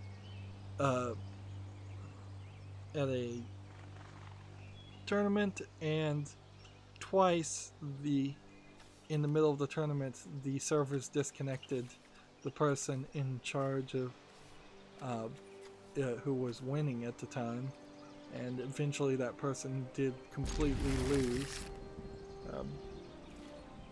which from my perspective, after a second disconnect, and like one disconnect and then a rematch, and one after the first disconnect they went back to the old art style and it's still disconnected. I don't know why the old art style would have really affected the servers any. But after two disconnects where the person was clearly ahead, I think it probably would have behooved the commissioner, the person in charge of enforcing the rules, to go up to the guy who wasn't winning and said, you need to concede this victory or we're gonna and graciously, because if you don't, we're going to rule in your opponent's favor anyways, and then it's going to be a big mess. So that's pretty much, I think, the way you would want to do it. It would be in any gentlemanly sports, if such things actually exist. How I would run it is like, we're going to give you one opportunity to concede, otherwise we're going to rule against you, but clearly this guy was winning twice and we can't just rematch a third time.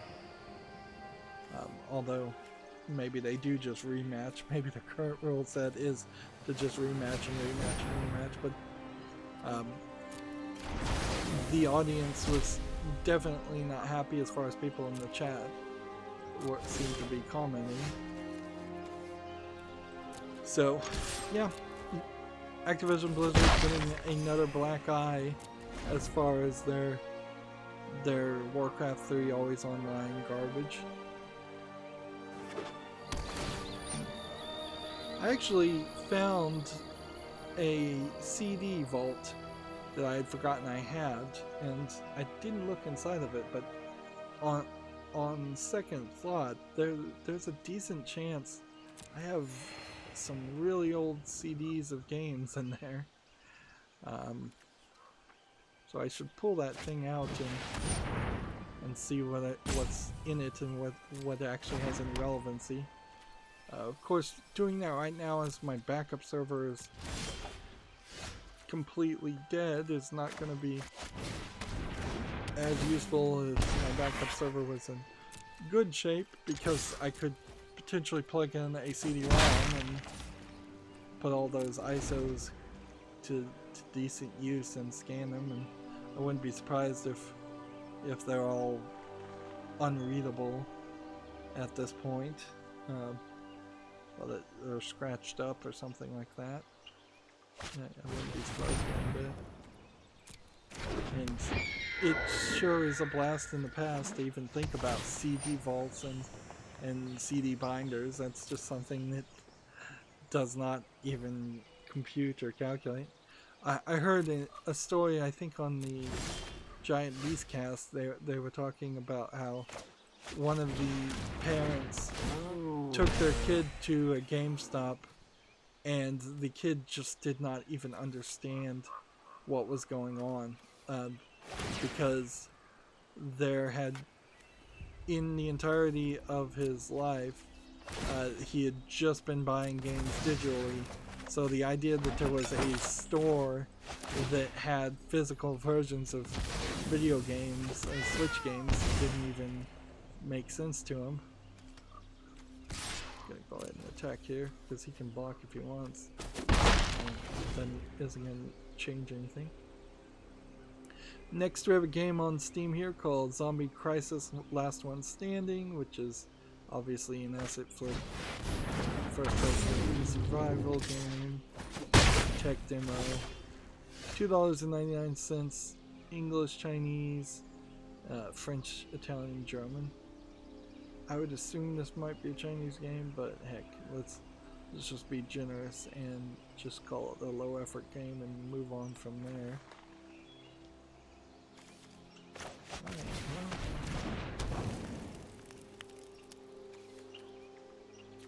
Go ahead and sacrifice that. And go ahead and sacrifice this. It probably would never happen, but it would be amazing if you could script some actions. Like if you could just say, in the first main phase, always sacrifice these two and play them again, or in the second main phase would probably be better. Always attack with this guy. Honestly, if it just kind of left cards in a similar position and set up as where they were last time, that would be slightly useful. Next we have a game on Steam called Dawn of Art, which I suspect is a VR game that doesn't really show much. It's kind of like a VR walking simulator of constellations. See, free to play, so with no microtransactions, English and French. This probably isn't a terrible VR game, so I'm going to put it on the follow list. It probably is nothing really other than just an experience and an art piece, but if you've paid the money for a VR headset, having that experience and that art piece is pretty much exactly what you would want. So those two attacked. So go ahead and do that. And then sacrifice that. Sacrifice that. And then put that back on the field, sacrificing that. Oh.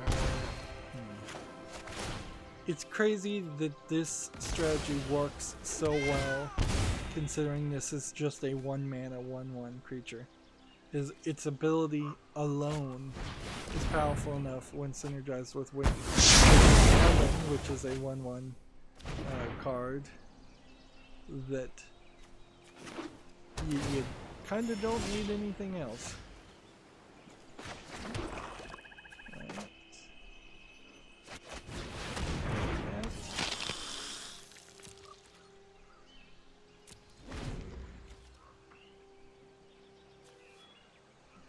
There's kind of no way I don't lose here. Oops, I could have... Ah, that was stupid. I could have sacrificed my own guy and brought back one of these guys. And then I could have sacrificed him again, maybe. Oh man, there was a whole combo there I missed. I could have sacrificed him, brought this guy onto the field, sacrificed him a second time.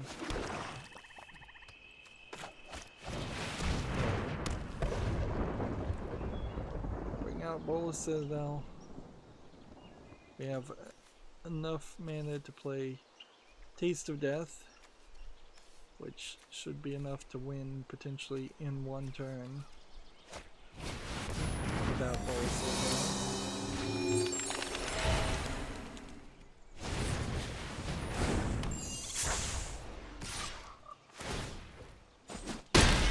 So yeah, this guy's gonna hit me. It's not gonna matter. taste of death. Sacrifices those 3, which then lets me bring back this.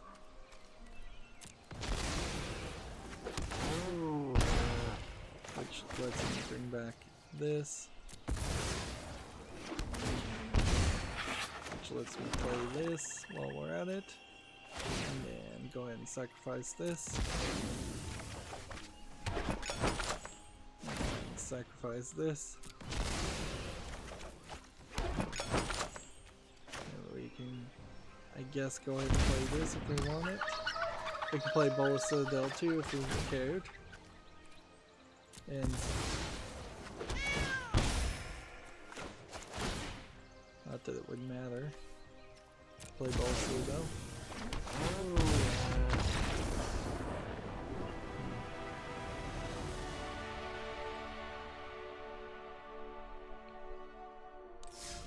Nice victory, but a little bit more difficult than I would like. Still. Next we have a game on Steam here called Deadly Land, which looks like it's just a zombie first-person shooter game. It's a little low polygon, and I don't think that really works for me. Early access, discounted to $5.39, English full audio.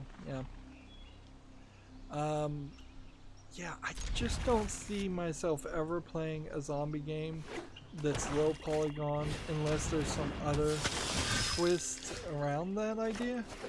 Like, because if I'm going to play a zombie game, I want it to be at least rated T for teen. I want it to actually be horror and realistic graphics.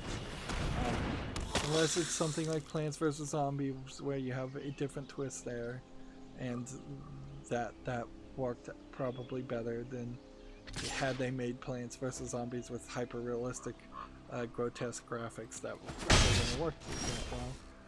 Although on the other hand, Plants vs. Zombies probably didn't need to be Plants vs. Zombies, and it could have just been Plants vs. anything. Could have been Plants vs. Clowns, or Plants vs. Dogs, Plants vs. Kids. The dogs and kids actually do stomp on plants more frequently than zombies do, which is never. Moving on, Gamasutra has this article. Bethesda Softworks has pulled all games with the exception of Wolfenstein Youngblood from GeForce Now, which I guess probably means they negotiated a special contract.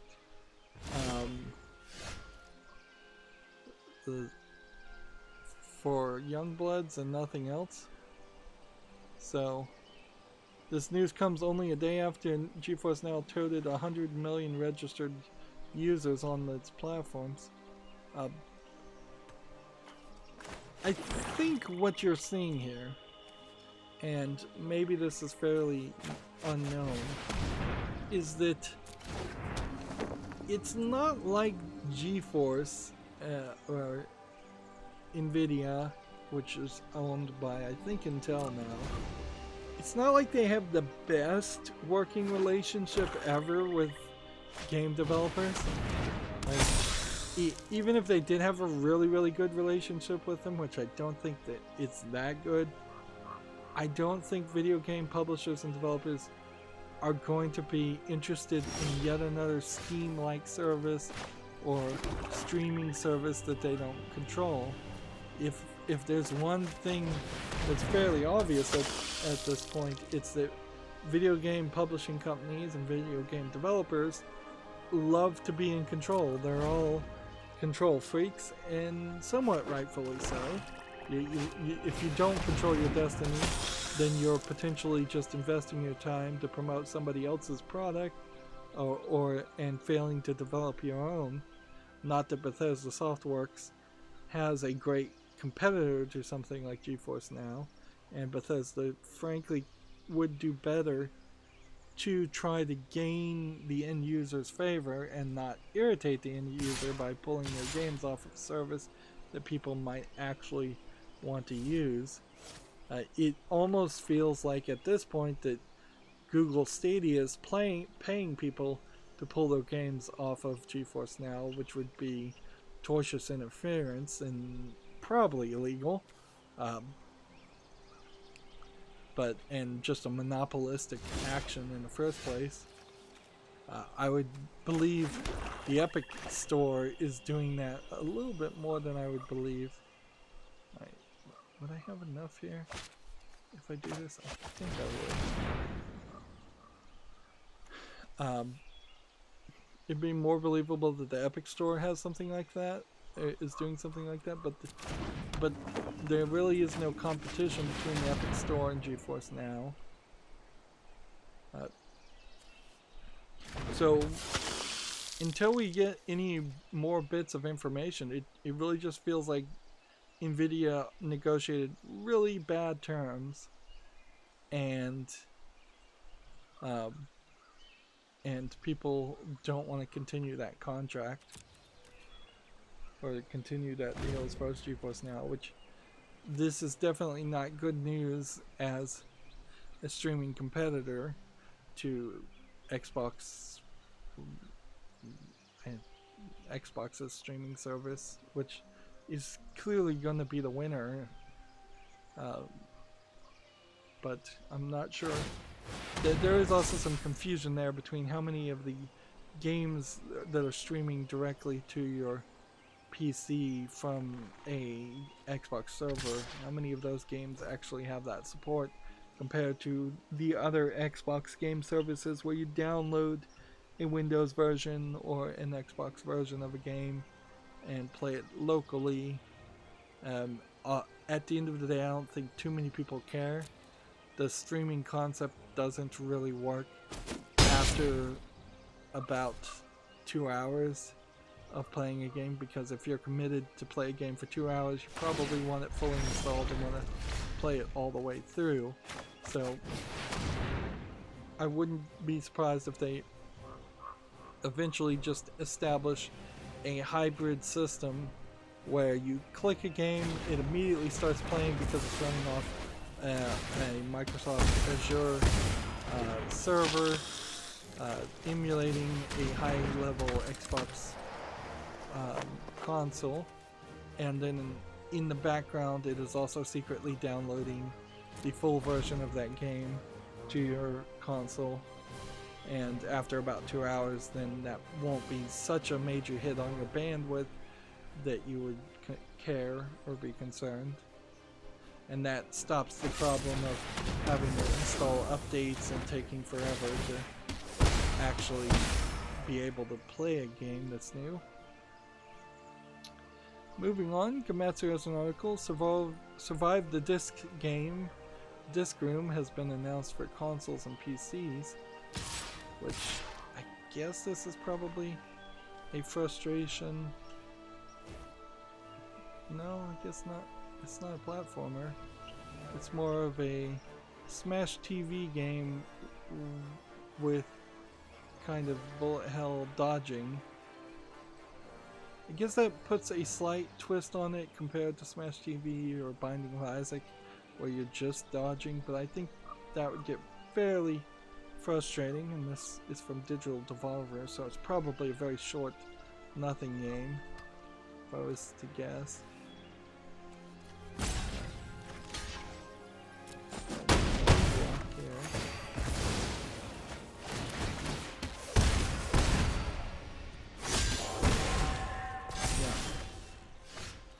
That's kind of a pure example of what you don't want in a game, which is the same thing over and over again.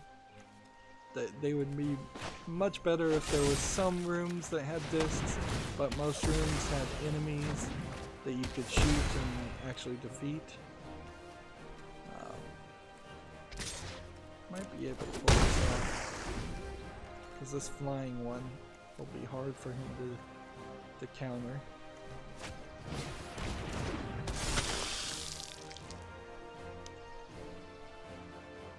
But yeah,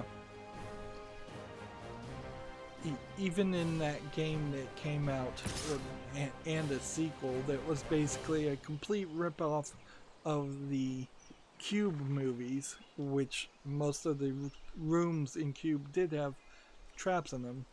Even in that game, there was a player versus player aspect to it, and many of the rooms didn't have traps in it, so there were other things to do. So we'll just tit for tat until we decide to see how this goes. Alright.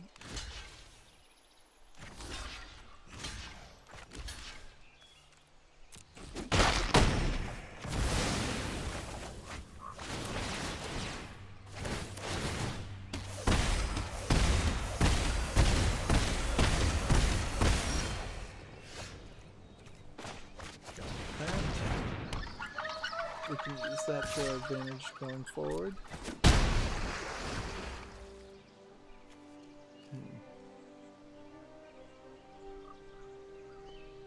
Next, we have a game on Steam called Terramancer, which looks like it's maybe a resource management game, but maybe just a floating island simulator with... Now it seems like you are kind of harvesting things. Yeah, but it doesn't look like there's much there. $10.79 discounted English and French. Yep. Nothing appealing here. Very hard to relate to a game like this when you're not seeing any characters or people or anything along that line.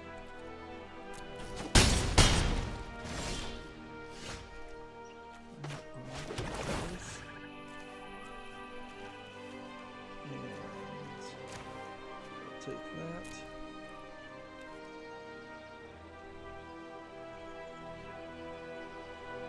Alright, what do we want to do?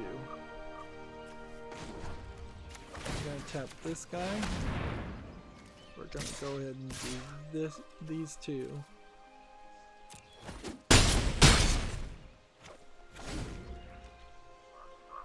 And then I'm going to block with this one of these guys. Seriously? A 5/5?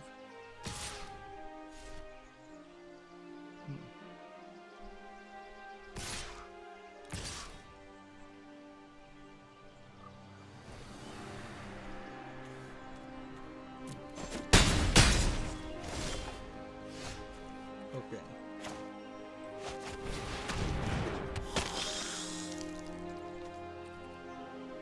All attack. And just hope this works. This probably won't work, but we'll see. See how this breaks down.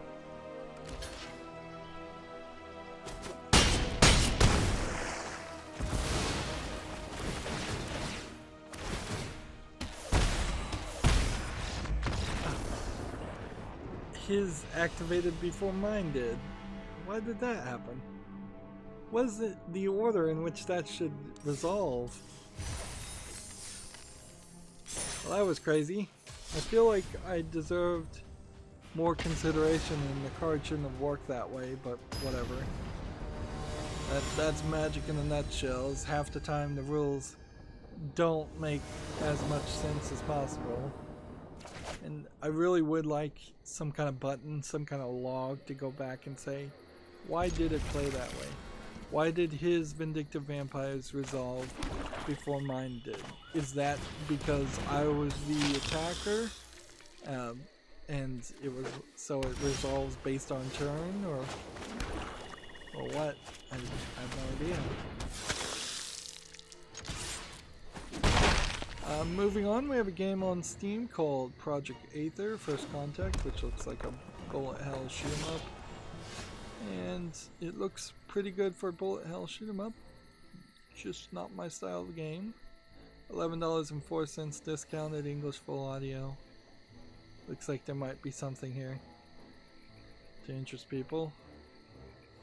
And for the fans, for the anti-fans of the anime art style, here's a bullet hell shoot 'em up game that seems to involve very little anime influence, with the exception of the fact that you're playing as in a mech. Whereas decent chance in many of the other games you're going to be playing a Toho game with anime witch girls as your character selects. Next we have a game on Steam called Money Loves Silence, which might be interesting if this wasn't just a dark screenshot game. It looks like it's a surreal horror game. Let's see if we can watch this video for a second, and it's probably just an asset flip horror game. But it does have some gun shooting in it. So there might actually be something here. Let's see.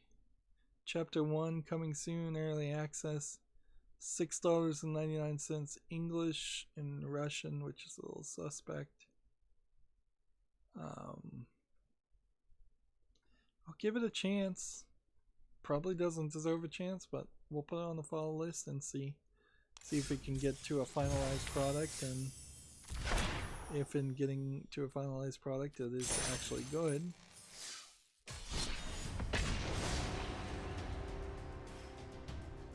Let's see. And we probably need to rush through the news because this is going to take forever. Gamasutra has the Road to IGF, the Independent Game Festival, another, I believe, subsidiary of the parent company of Gamasutra. The Golden Glitches Elsinore. Looks like this is a kind of pastel point-and-click adventure style game. Looks interesting, but this is probably just an interview with the developer of a game that's not out yet. So if this did actually exist and was out there, that would be interesting, but I'm not seeing any indication as I skim the article that that's the case. There we go.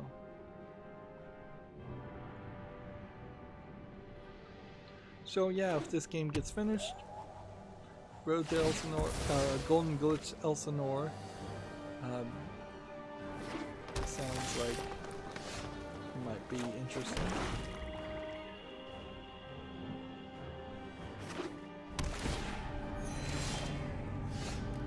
I think there might be something to the argument of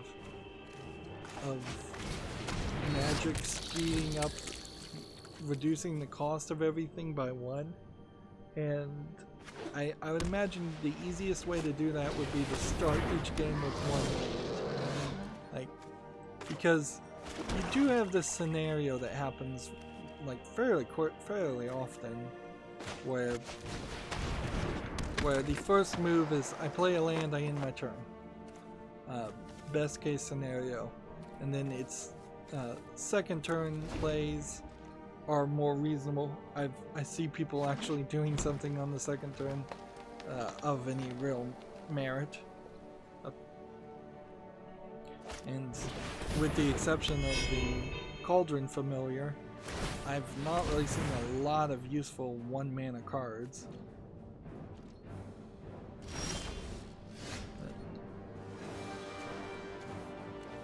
And perhaps it would be some crazy system you'd have to implement where you ban 1-mana cards and then just reduce the cost of all other cards. That'd be kind of crazy too, but might be willing to entertain that thought. But yeah, you get really fast the first couple turns, and then you start to slow down and slow down and slow down and slow down, and somehow you're on the 10th or 12th turn and you're winning or losing at that point. This is a prime day for justice.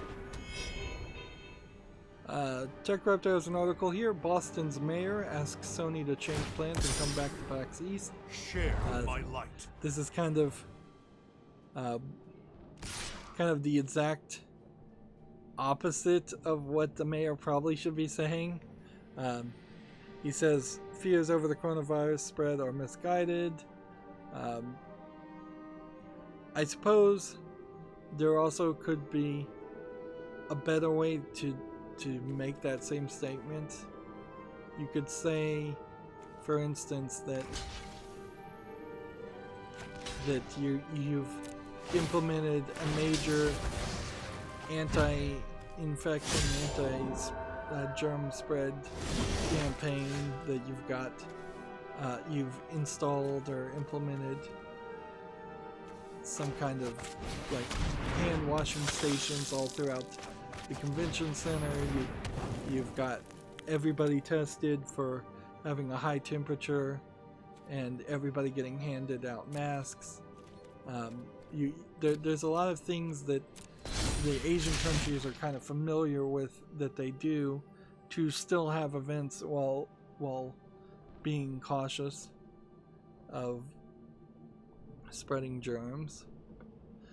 Although, in all fairness, once people get on planes, that's the problem. They get in a tight, closed air circulating system, and at that level, that's when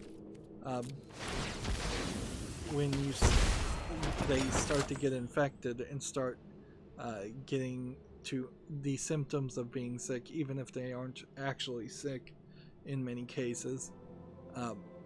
So you could have as much hand washing stations and hand out as many masks as you want. If somebody is truly already infected, the odds are still kind of higher than you would like it to be that that somebody would spread the disease, any disease.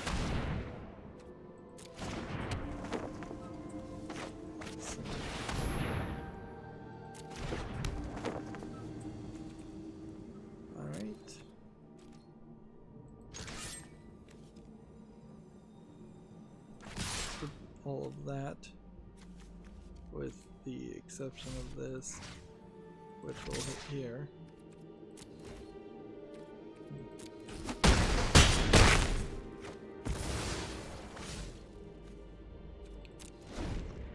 So yeah, I can't really agree with the Boston mayor. I think he is trying to get more like tax income and get people to come and risk their lives and risk their health at the very least for greed. On the other hand, people that are pulled out of PAX East, I think a lot of them are pulling out for multiple reasons, and they're just using coronavirus as an excuse, so they wouldn't come back anyways. Once you've made that announcement, you've completely locked yourself into that decision. You really can't be a flip-flopper and say, oh, we'll come back now, we've changed our mind.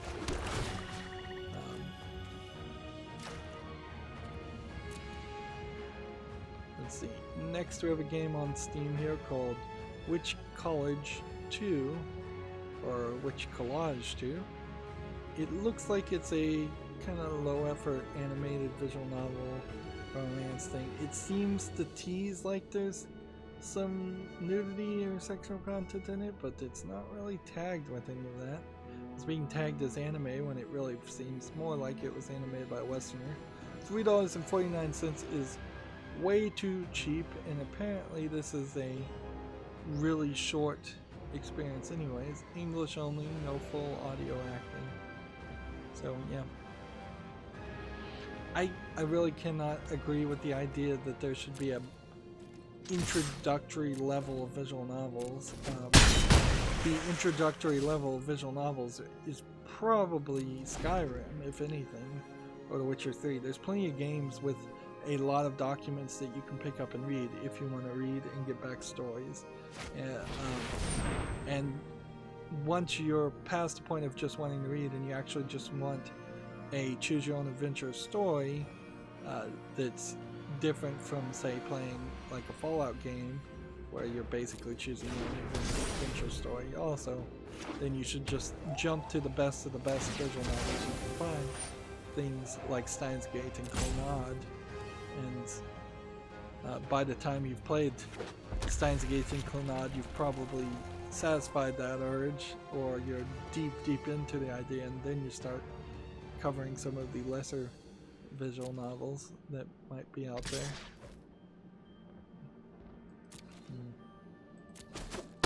Really need to do anything? I could eat this food, but no, that's right.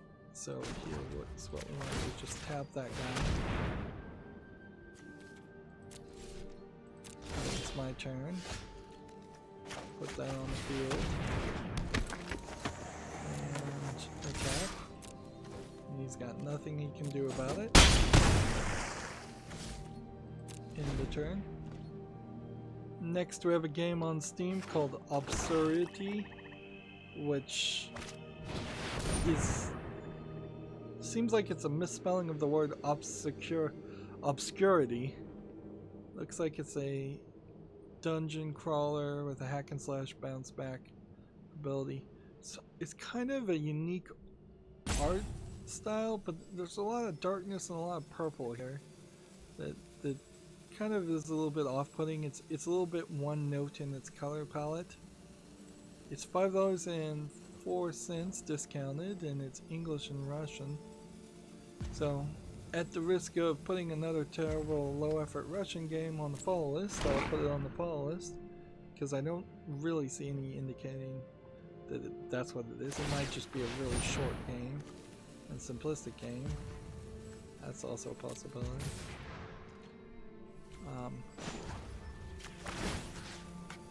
Well, if I had tapped that one first,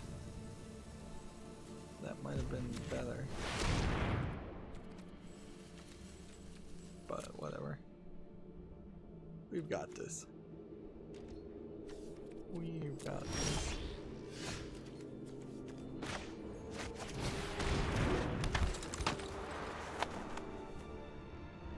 So.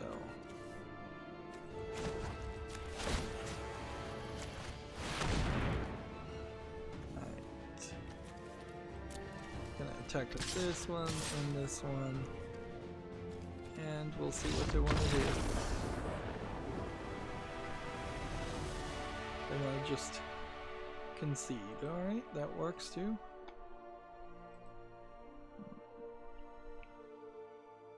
We're getting victories. We may, for the first time, actually get a decent amount of victories in a while. Just open these packs. There's no reason to let these pile up. Although we are kind of getting to a point where that might start to make more sense.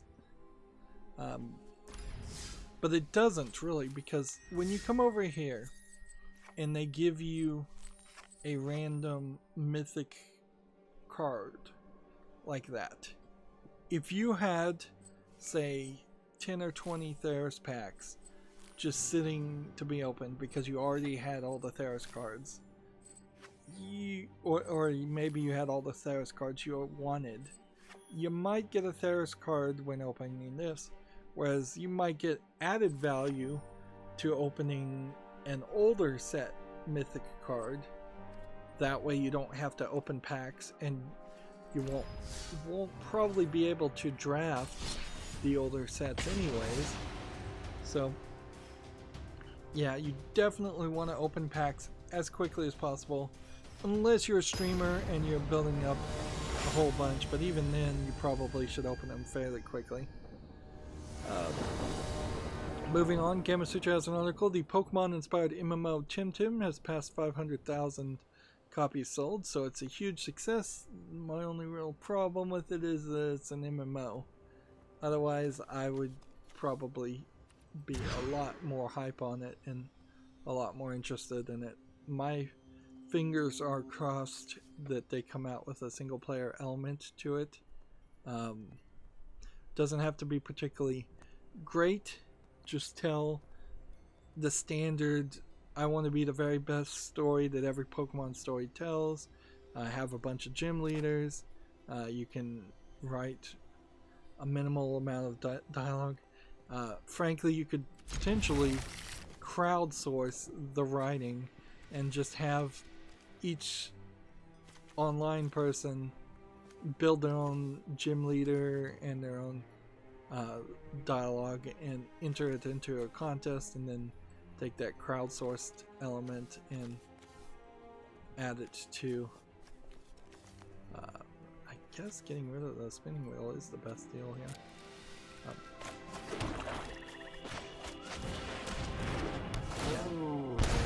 Yeah, you could go very cheap on the writing and not really have to tell much of a tale, because even in Pokemon, if you're getting a story for, and this is an old reference certainly, but as far as I understand it, Misty's story in Pokemon Red and Blue was really just told when you were fighting Misty and in Misty's town. Her story generally did not expand or integrate into a larger tale being told. The large tale that was being told was just the simplistic things like your rival, Gary, typically, as he's depicted. Well, actually, that's in the cartoon, and Ash is not actually the character you play in Red or Blue either. But close enough. So it would be pretty easy to crowdsource somebody to say, here's this gym leader we've written, it's this character, it's a cheap Misty ripoff, but we'll smile and wink and nod at that and pretend like we don't recognize that to be the case. Okay.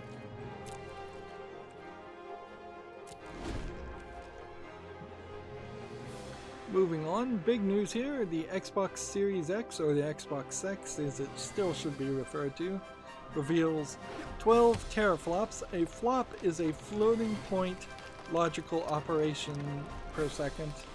The floating point word is merged into one for convenience, whereas operations per second is separated into 3 letters. Cross-buy and more Microsoft announcements. The point of calculating the ability of how many floating point operations a CPU or GPU can handle boils down to, you don't want to calculate in modern technology how many integer mathematical operations you can do.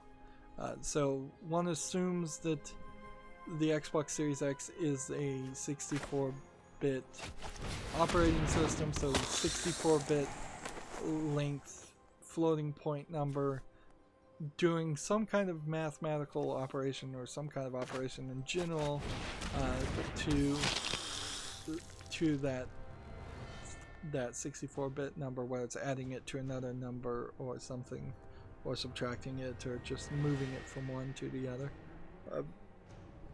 Tera means, I guess, thousands,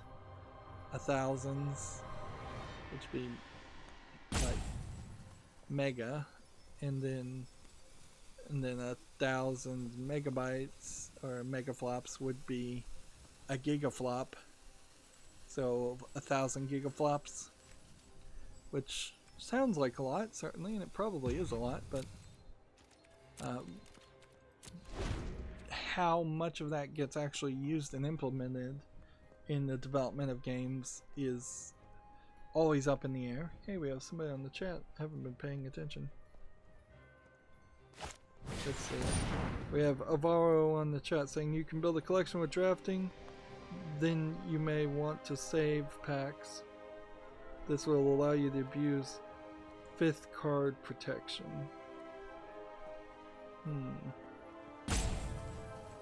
Well, I do understand and agree that drafting is the best way to get cards. But then I don't understand how you're abusing the 5th card protection mechanic by saving packs. Oh, I get it. Yeah. I suppose that's true. Yeah, if you've got nothing better to do, and you were gonna just on the first day or the first week that a new expansion came out, if you were just going to play draft over and over again and build up your collection right then and there on day one, then it would make sense to save up your packs after you've got that complete collection. But I don't know how that works with the mastery, because that's where you're going to get into some weirdness, and that's the perspective I was looking at it from, is because the mastery pass sometimes gives you rare wild cards and uncommons. Does it make sense to potentially risk getting, in this case, a Theros Beyond Death rare wild card or wild cards or uncommon card, compared to potentially getting something from a much older series that you wouldn't be able to draft with, or you wouldn't really want to buy packs for, and you don't want to really use wild cards to try and get something like Galaxia or Core 2019. But then I guess it depends on a lot about whether you ever plan on playing Historic, or if Pioneer ever comes to Arena, how that would have changed the calculation. Or maybe it doesn't really matter at all, and running the risk of potentially getting a rare wild card from Theros is better than not running the risk and opening packs as quickly as possible. I think for most players, and I'll put myself in this category, the idea of sitting on packs is just a little too objectionable in general. It's just not something people want to do. Like, I don't like to sit on Christmas presents at all. I would much prefer to open them the second I get them.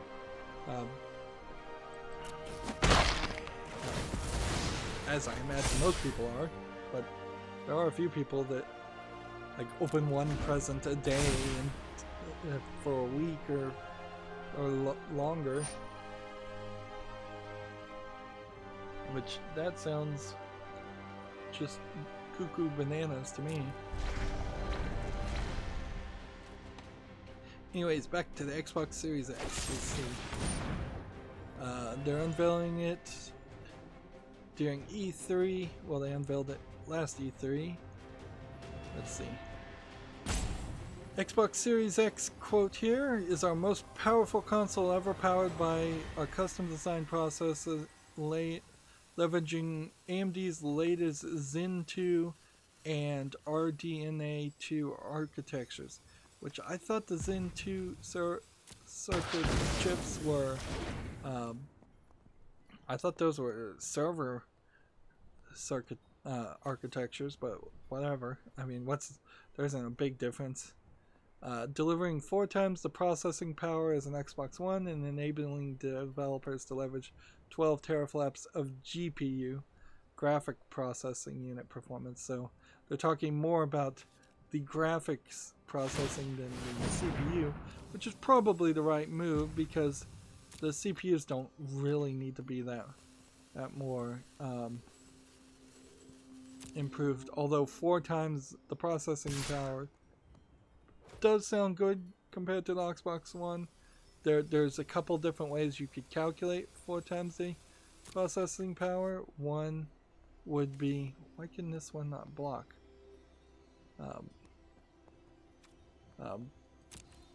Because that could be that they're giving 4 more cores, going from an Xbox One that might have 4 cores to one that has 8 cores.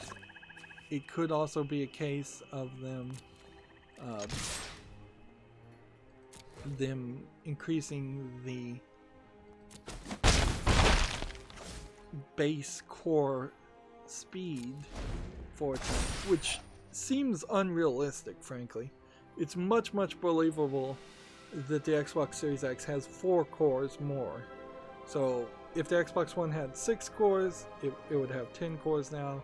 if it had 4, it would have 8. I would imagine the Xbox One actually had only 4 cores, and now it's up to 8. And with the way those tend to work, that's usually 2 threads per core, which is kind of ridiculous in its own sense, but that's how things go. So it's probably an 8-core, 16-thread CPU that I imagine at most has 600 more megahertz per core at most.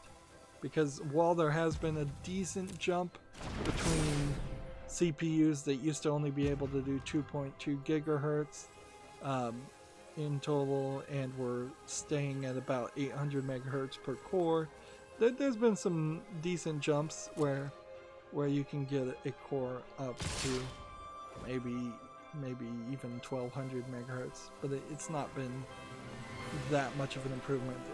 There's just this inherent thermal limit that we can't improve upon with CPUs until we get into quantum technology, and quantum technology is not there yet to do something like that.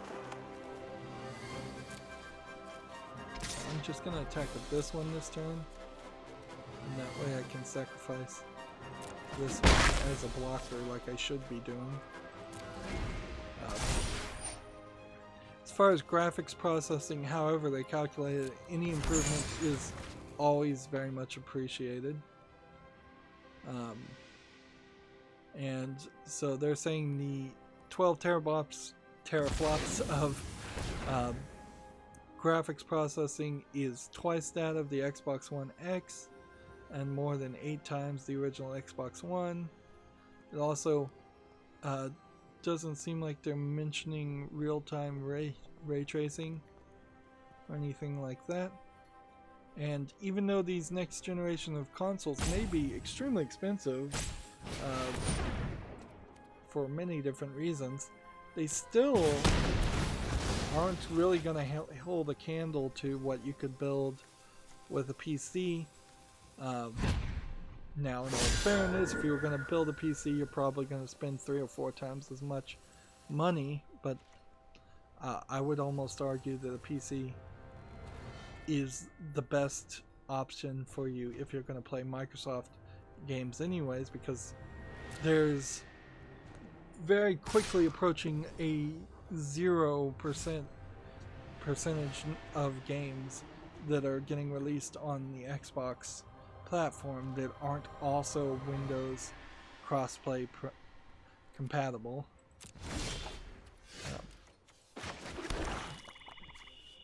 But there's definitely also some weirdness. This one has reach, so I can't attack. Darn it. That there really isn't a great entry-level gaming console anymore. It's basically a cell phone, and even a cell phone, unless you're leasing it and paying monthly, and even if you are leasing it and paying monthly, you're still paying $500 for a cell phone.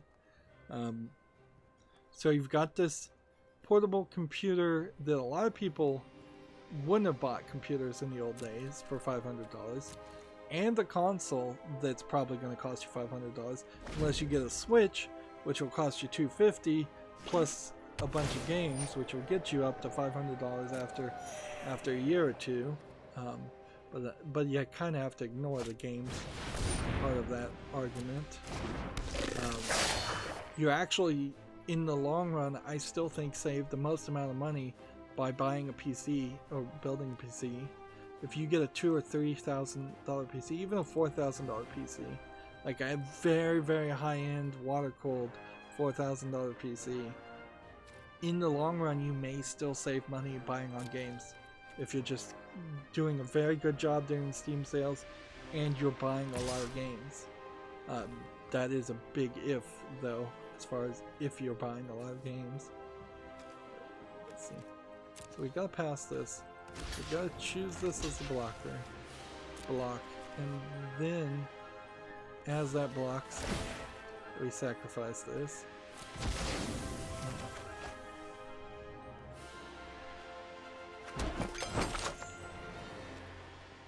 then go ahead and put that back on the field.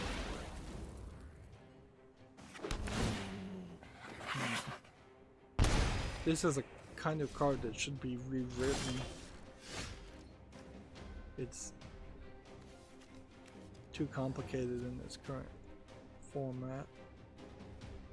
Alright.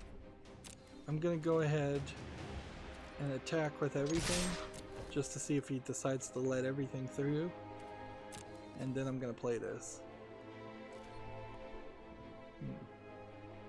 If he decides to block or cast a spell or do something else, then more's the better.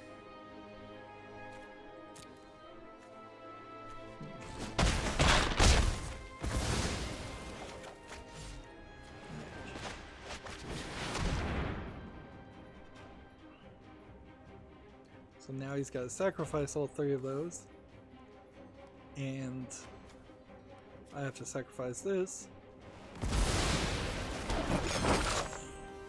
then I can put that there, sacrifice food, and I can go ahead and sacrifice that, put that down, put that back on the field, sacrifice another food, get a twofer. Let's see if there's anything else. Xbox Series X is expected to release later this year. They talk about some other things here. It's the first console to adopt hardware accelerated DirectX ray tracing, which I guess is their own spin on ray tracing. Which is going to probably be slightly more used than I guess maybe NVIDIA ray tracing would be. True to life lighting and such. It will support up to 120 frames per second and an upgrade from 60. Although definitely some questions could be asked about in what way will it actually support 120 frames per second, and how many games and how many different modes of those games will it support 120 frames per second. Probably not even a big selling point, considering how a decent amount of people won't have TVs that really could do 120. There's a lot of cheap TVs out there that I don't think even do 60 frames per second accurately enough. There's no talk of any new surround support. I guess maybe the Xbox One already supported Dolby Atmos and whatever the most recent Pro Logic competitor to Dolby Atmos would be. But yeah, we're not seeing anything that says it would support surround sound, even up to 7.1, which there was no real big embrace to that, or even up to 5.1. So that kind of sucks. And we're fairly certain that there isn't going to be a major new iteration of the controller. And we're fairly certain that they're not going to do Connect or any other kind of add-on things. I think that they might secretly support VR, but they won't talk about it much.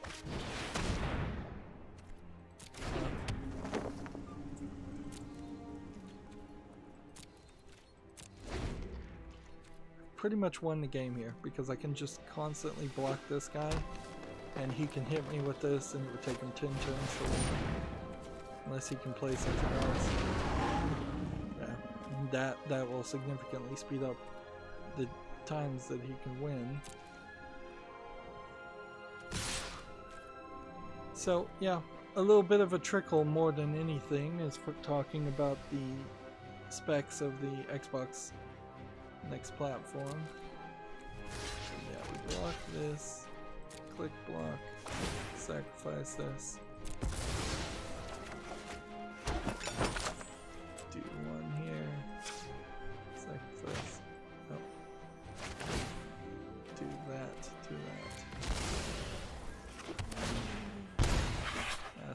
to do.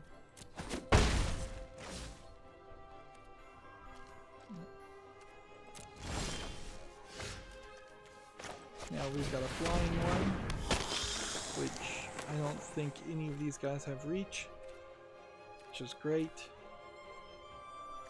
And so at the end of the next turn, or before we fight next turn, we'll decide to eat, I think, an extra food token. Or he'll just give up. That works too. We're getting victories, but they're not coming quick. Let's see, return target creature from your graveyard to the battlefield. It gains haste until your next turn. Bond of Revival. Interesting card. And yeah, we get some more XP and we'll get another pack. Let's see, Gamatsu has an article here for the PC, PS4, Switch, and Xbox One. Streets of Rage 4 launches this spring. Floyd, Ira, and multiplayer are being shown off. So, Streets of Rage 4, I didn't really know was in development. It looks interesting.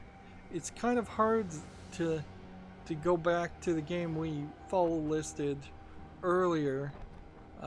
This is a Sega game, so I'm gonna have to jump around the trailer so it doesn't get content ID claimed. But yeah, here you have a widescreen beat 'em up style game. It still is holding a lot of the visual aspect of an early 90s arcade game with some more modernizations, and they're definitely embracing some very large chests amongst all the characters, and 4 players locally is a nice selling point and improvement compared to some of the other games, some of the beat 'em up games we've seen. Now, in all fairness, 4 players locally is not good enough, because there's really no reason it shouldn't be online play. Like, really no reason you shouldn't be able to have 4 players playing online. Because, generally speaking, a beat 'em up is a tapped out concept. It's been established, we know what it's going to do. You're not going to give the creatures, the characters you're playing, massively new or different attacks that are hard to program. You're not going to put in a lockpicking mini game. You're not going to put in a 3D first-person shooting aspect to it. So, since it is that known quantity, it's pretty easy. It should be pretty easy, at least, to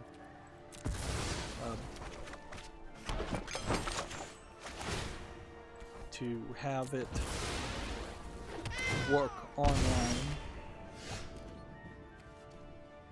Play this, and we play this, and then go ahead and might as well attack in this instance.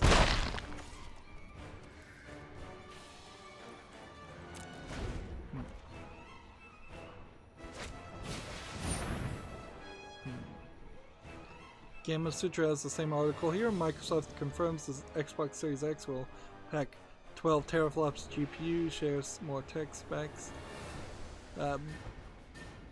The things that I would like to know in the tech specs, though, and here they're linking to the blog post directly, is what is the speed and what is the type of the RAM? What is the amount of the RAM? What is the hard drive technology, connection technology that you have here? Yeah, I guess in this case it wouldn't have mattered.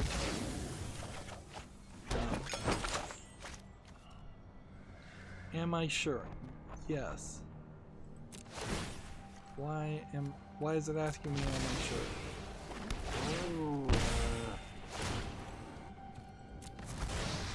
I'm Magic Arena is so much more broken than Hearthstone ever was.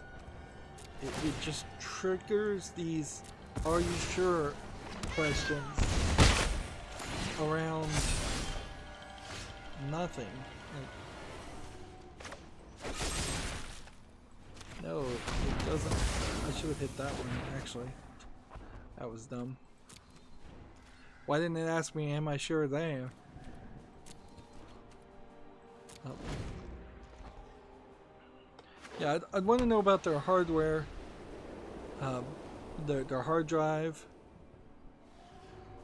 They're also talking about a quick resume for multiple games, which, okay, good. They've implemented save states for probably most, if not all, of the games, and something called Smart Delivery, which we'll see about that. They're talking about variable rate shading, which potentially, I guess, means the CPU will have better shading and more accurate shading at the right time. And hopefully that doesn't make things worse. Like variable rate, anything tends to be a question. Because it will have SSD storage, which is good to know, but that doesn't inherently mean that it will be an NVMe SSD or it might just be a SATA 3 gigabits per second SSD. There is also questions about, can you put in another SSD or a backup hard drive of any kind, or do you have to plug in directly into a USB connector, which no indication that they would support Thunderbolt either, so it's just going to be a USB hard drive, USB 3, I imagine. The new quick resume features let you continue multiple games from a suspended state almost instantly, returning you to where you were, what you were doing, without waiting through long loading screens. That is really good for parents who have multiple kids, or people who are just so ADD that they're playing multiple games. Generally speaking, that's not me, but I do pause at least one game often to come back and play Magic Arena. So right now I have like Arkham Asylum paused on my computer.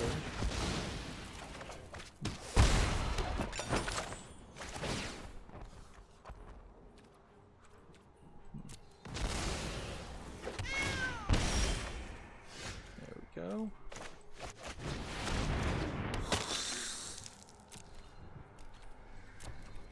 No attacks. Although I could have probably attacked with one of those, come to think of it. Yeah, let's just keep it safe and do no attacks. We've basically got victory here.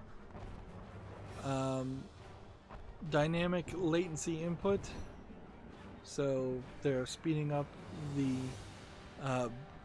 controller interface for less latency, less delay on the inputs. HDMI 2.1, which adds features such as auto low latency mode and variable refresh rate, which should help.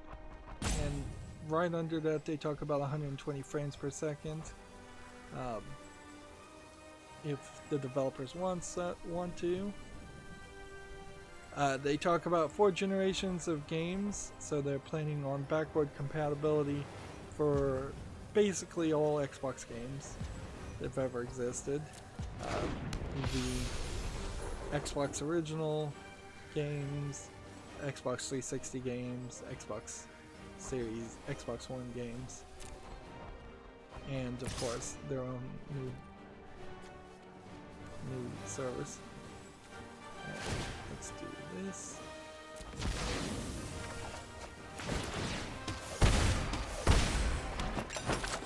Play this. Am I sure? Yeah, I'm sure. It's something about having a second witch's oven. They think I want to use it twice at the same time. But even when those are both tapped, it still says, am I sure? Which doesn't make a lot of sense.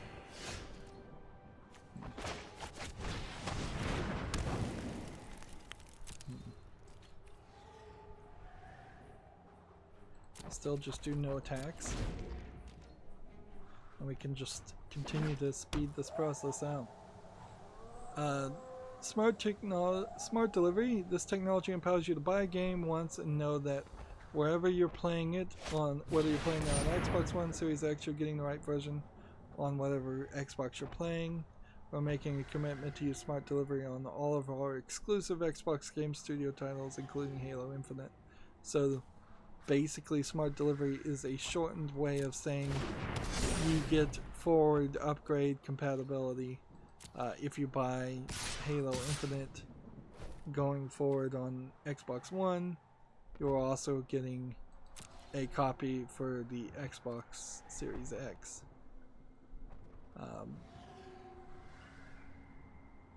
The technology is available to all developers and publishers. We shall see if the other developers and publishers decide to actually embrace the concept of smart delivery. I would imagine a lot of them will not, because they definitely enjoy the idea of forcing people to buy the same game multiple times as new consoles come out.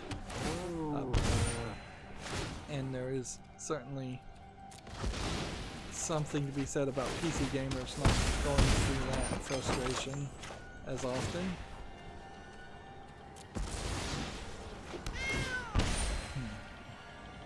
It's almost a little surprising that you don't get Xbox Game Pass by default with the Xbox Series X, but I could see several scenarios where people don't have the internet and don't really have a lot of use for that function. Let's see. It's the Project xCloud games are the ones that you could play anywhere because of their streaming from servers. I forgot the name of that project, which probably is not a good indicator of its level of success. There you go. Well, we will hit that and see if they want to block or not. But he could play any kind of spell card to buff these guys up and take them out. But that keeps them in check and in control.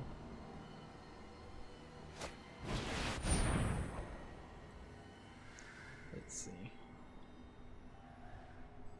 Gamatsu has an article here for the PC. A time manipulation puzzle game called Time Lie launches this spring. A girl and a cat must escape from a world where time flows in mysterious ways. Interesting general premise. Let's see how it actually looks. There was this game. I kind of wonder if this is just Bastion, a remake of Bastion. Not a full remake of Bastion, but taking that general concept and doing it a second time. Let's see. Oh, I need to do this. And then I need to do this. Sacrifice this. I use the timeout because I wasn't paying attention. Do this.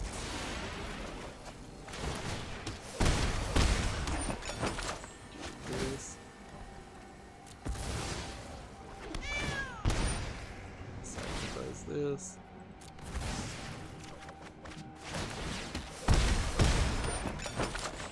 Put this back on the field. There are two kinds of mages.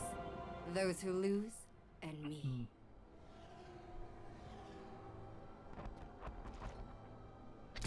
Oh, that guy just ruined my shed.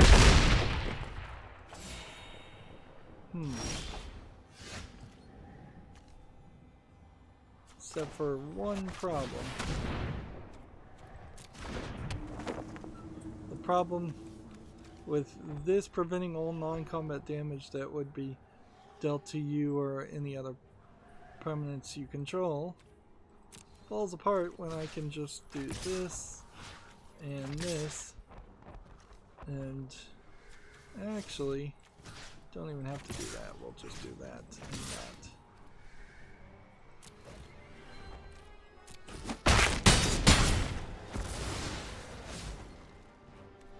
And then end the turn. And sure, this might do 9 damage to me, but it doesn't matter because I can just continue to play this forward. And I only really need one more life, and then I could play Bola Citadel. Because the developer of Bastion, like the DMCA and Content ID claim people, like, I think I took down my coverage of that game. It was one of the very first games where I was dealing with a developer that was claiming all that, and it particularly frustrated me. So I wouldn't mind if there was a new game to kind of talk about Bastion without having to actually cover Bastion the second time.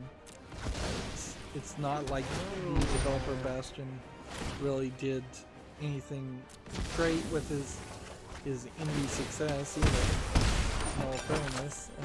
A lot of these indie overhyped success game developers that were talked about from Indie Game the Movie and similar video game journalist sites,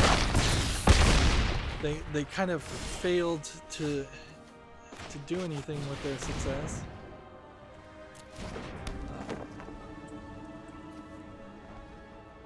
Right, so should be good.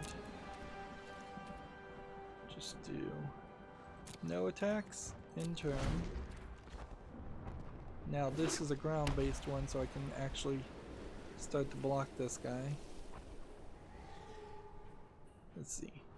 Gamatsu has an article here for PC and Switch. Team 17 is going to publish a puzzle platformer called Ageless, which might be interesting. Although, in all fairness, Team 17 has been mostly making the Escapist game and kind of nothing else. They've really failed to impress for as old of a company as they are. They had the entire Worms series over and over again, but I wouldn't be surprised if the people that made the original Worms games have long since left. This art style is a little bit pixely and a little bit unpolished, but yeah, maybe there will be something of interest there. Oh, I wouldn't be surprised one way or other.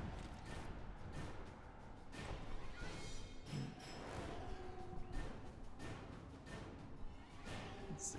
Pass. Alright. I should have probably done this first. Had I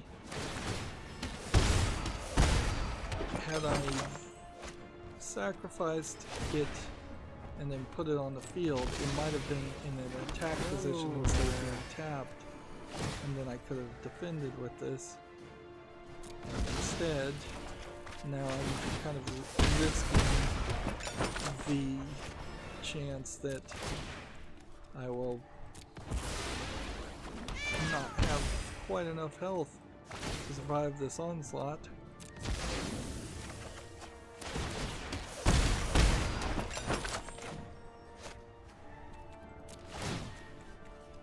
This really is just the cheesiest way to win, but it wins, so I can't really blame it. Aw, shoot. Played wrong. I did it right, but then I should have kept a witch's oven so I could block. So now I have to do no block. I've got like 3 Bola Citadels. Let's do this. Can we do everything that needs to be done? without killing ourselves miserably.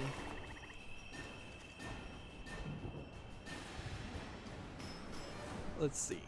1, 2, 3, 4, 5, 6, 7, 8, 9, 10. Plus another 10.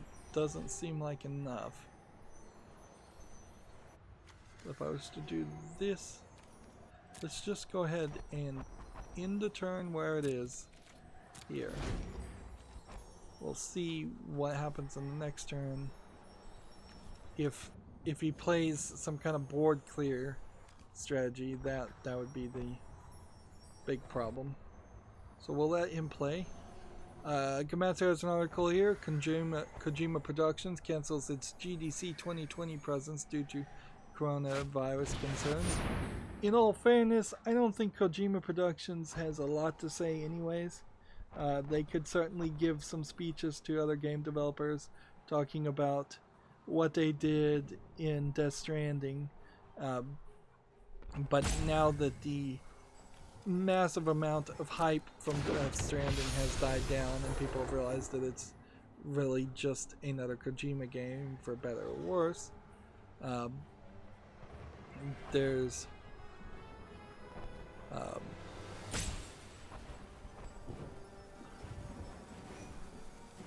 there's kind of less interest, I think, to hear from Kojima. And frankly, Kojima said he was moving over to making movies, and he didn't even want to make games. I thought that was the last thing I'd heard. Alright, here we go. We've got to see if this works. This should work. Play this. Yes, for sure. Let's quit asking.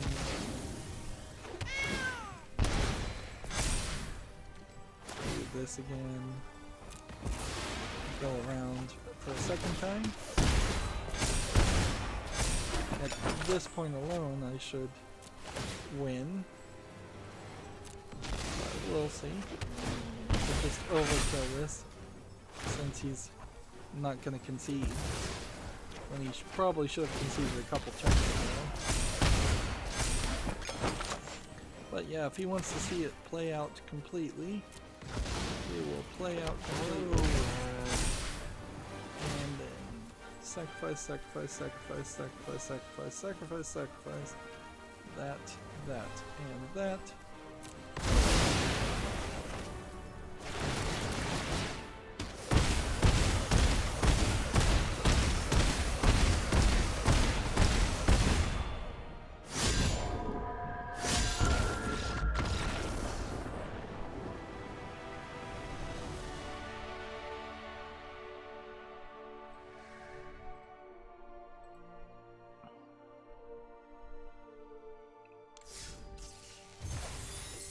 A little bit more XP, a little bit more victory, a little bit more gold. Let's keep playing. We have a game on Steam here called Virage Rally, which looks like it's a rally game that's not visually polished enough to be interesting. Like any kind of racing rally game is going to have to look really good. $6.99 English and French. Nothing more to say there. We have a ton of things here. So let me see if I'm going to see if I can go through the news and skip the games, and we'll leave more games for Wednesday. And I kind of have to keep this. I don't like that I only have two mana, though, so I'm going to get rid of that. Oh no, I'm going to get rid of that. There we go. Gamma Sutra has a blog, Dear Colleagues, Go Teach. It's an interesting idea, certainly. People who actually have experience developing games probably should go teach. There is a high number of teachers out there teaching classes that they are not qualified to be teaching, and they have no experience teaching. The old adage, those who can't teach, is still used because of that problem. there's something to be learned there. And let's face it, if a game dev is an SJW and they're going to go teach in a college, they're probably still less of an SJW than half the professors are. Here we've got a new card. Or at the very least they're on the same level, and a professor with actual game development works. It would also be an interesting twist for like Rand Miller, the Miller brothers from Myst. Like they're a little too old to actually be game developing, so if they were instead teaching college classes, that would be interesting. If Cliffy B was teaching instead of basically leaving the video game world in disgust, that might be more useful to him too. Cliffy B is probably a decent example of a professor who got tenured when they shouldn't have been, and then is impossible to get rid of. But the Fable creator, like he probably would be a decent teacher too. A lot of the people who are big ideas people could be teachers while leaving the younger kids to actually do the programming. The guy in charge of Double Fine, he'd probably be a decent teacher.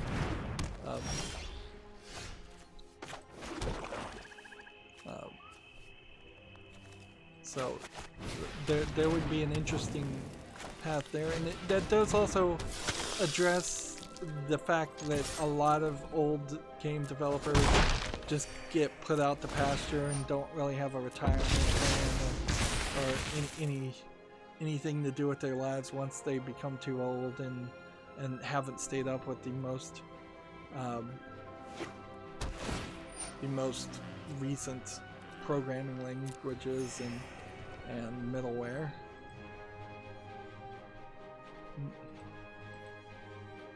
Let's see.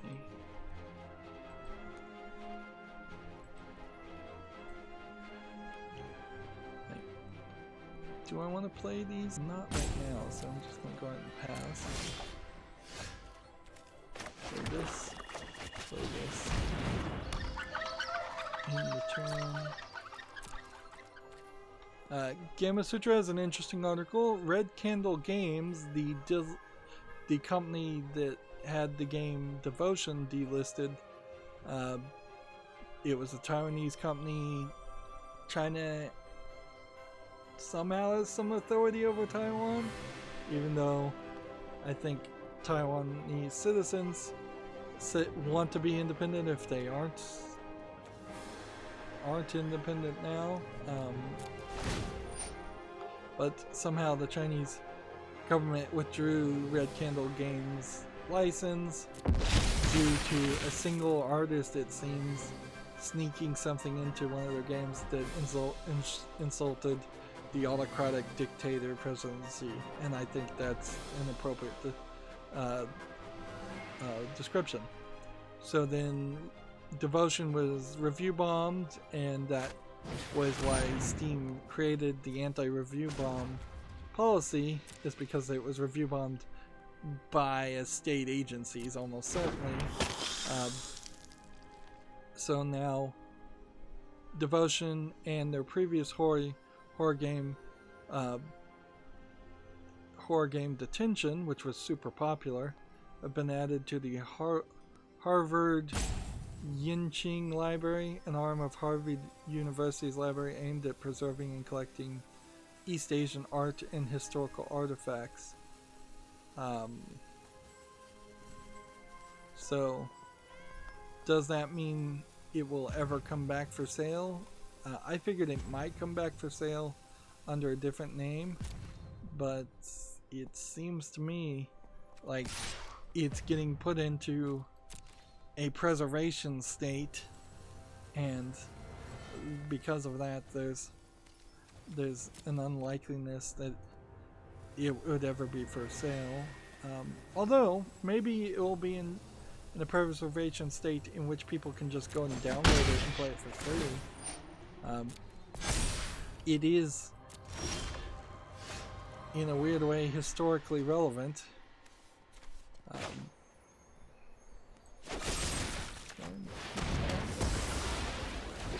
And go ahead and attack with both of these because of the controversy that sprung up around it.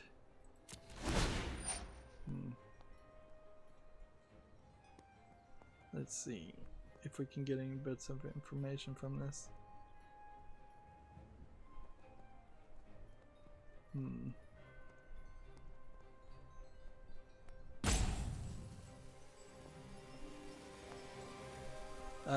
There's a quote here at the end. It's a tough year for many of us, but we will keep going, and hopefully in the future we could share more works with you all.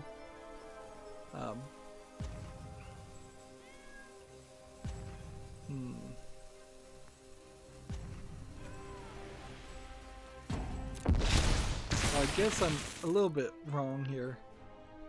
They said there was no plans to re-release the game at one point, and the publisher Indivent had its license revoked by the Chinese government.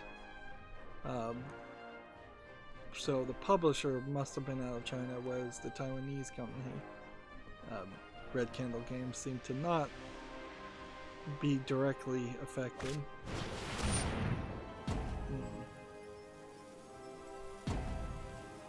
So they have like the code, maybe the source code, original art and things like that in this library, but I don't know how you would check out something digitally.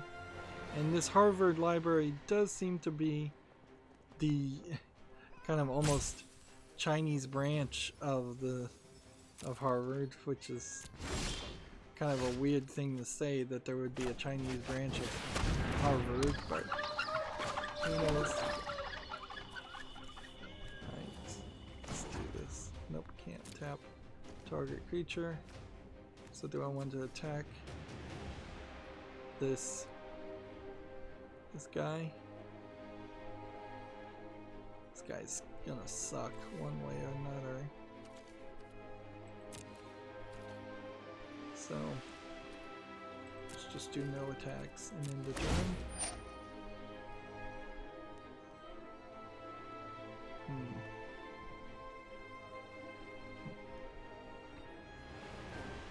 So yeah, definitely a weird thing to have a game that is so modern put into a library, and it's a weird thing to have a digital product, for lack of a better term, put into a library in the first place.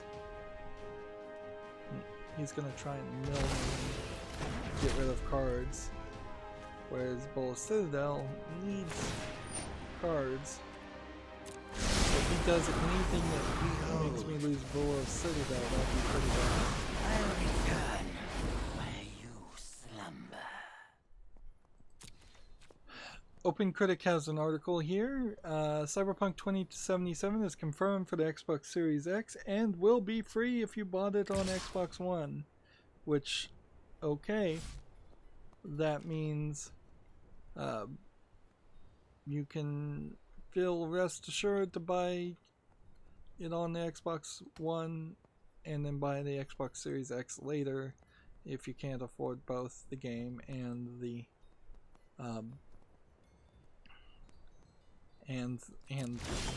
console at the same time.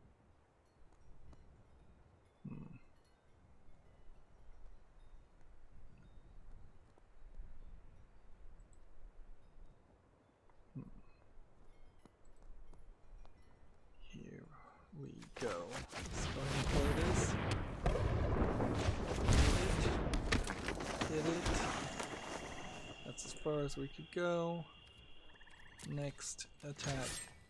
All attack this direction. Block if you want to.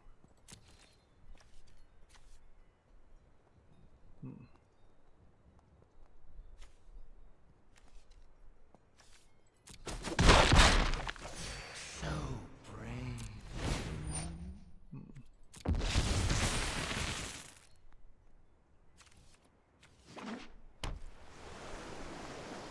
Checkraptor has the same article. It seems Tim hits 500,000 sales. Tim 0.5.13 updates made trading safer. So yeah, a lot of these images from Tim are not what I really was expecting. Like, this doesn't, I think, actually look like what the game actually looks like. But it's probably close enough.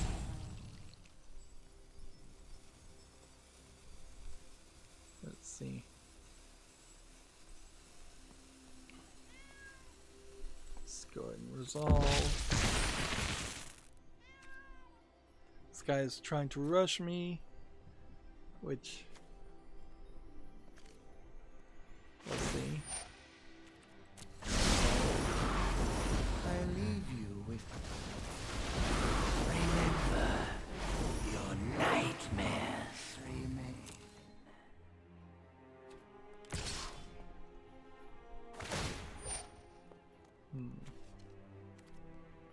Guess I have to resolve and let that guy hit me, which is going to be dangerous.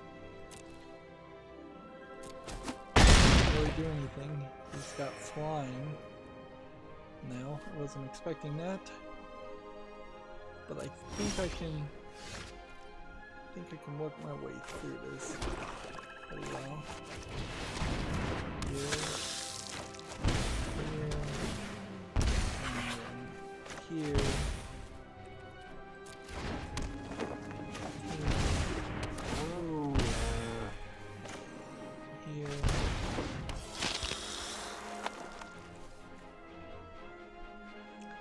Let's see, we've got 1, 2, 3, 4, 5, 6 damage that we would do, and we've got plus another 10, so I think we're kind of good. Let's see. No attacks this turn.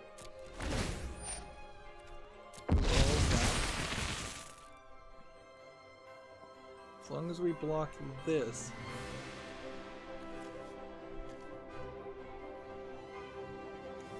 we should be fine. In fact, we should probably just as soon as what does this do? Let's just go ahead and do this. Submit this. And sacrifice this. And put it back on the field.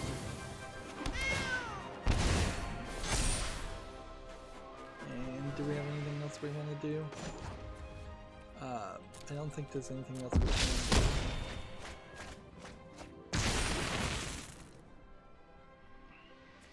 Yeah, that kept that alive.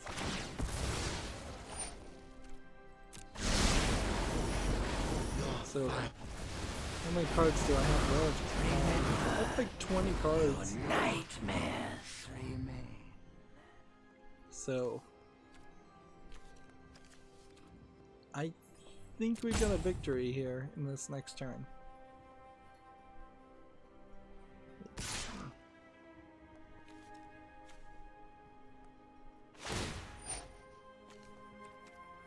Just let that resolve.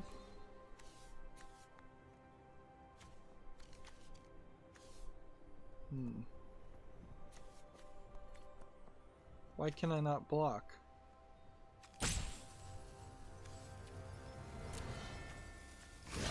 Just block that. That should work.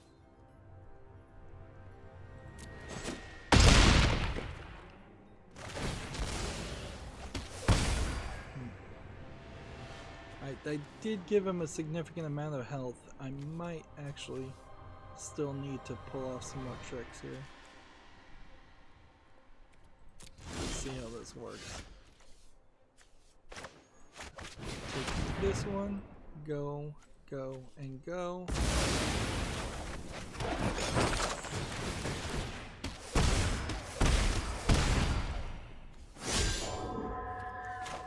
This one on the field, sacrificing that. Put this one on the field, sacrificing that.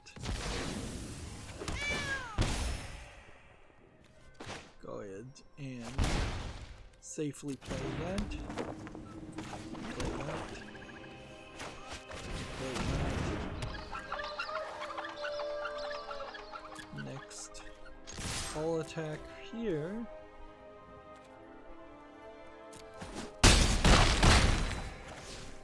And we've got enough victory here. Like, we've got 5 guys, so we can just sacrifice everything here and win.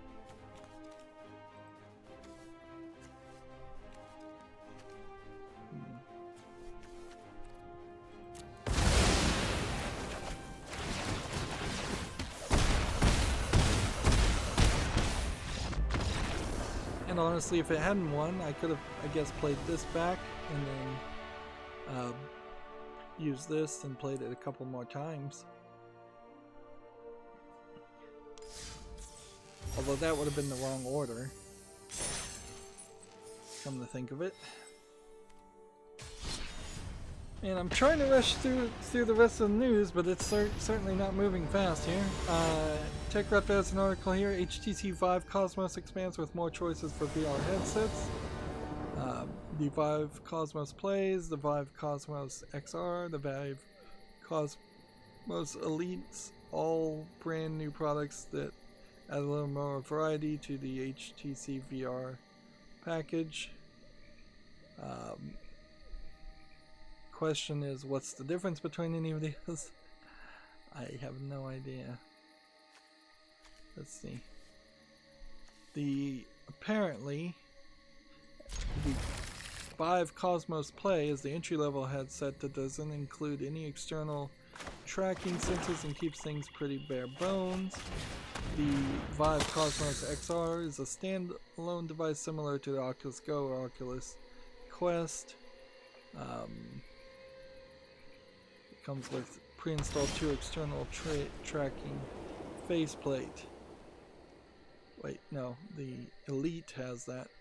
The Elite is the heavy hitter with a pre-installed external tracking faceplates, 2 Steam VR base stations, and 2 Vive controllers. Which, honestly, I probably want that. And the most expensive one is $900. But I guess HTC needed to do something with its Vive lineup. I don't think Valve is particularly interested in still partnering and doing the Vive thing so much. If anything, I wouldn't be surprised if Half-Life Alyx is like the end of their support for VR, not the beginning of the support for VR. Because those price points are just way too high. Moving on, TechRaptor has an article here. Payday 2 drills are being removed next week. This was from the 21st. Let's see what the drills are. So you can now open any safe without using a drill. Safes will remain unchanged aside from the ability to open them without the use of a drill. So the drills and the safes are basically loot boxes.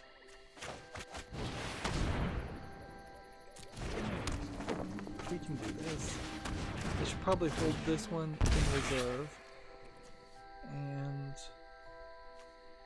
I guess I can attack with this one and this one just fine, because that'll kill him if he blocks.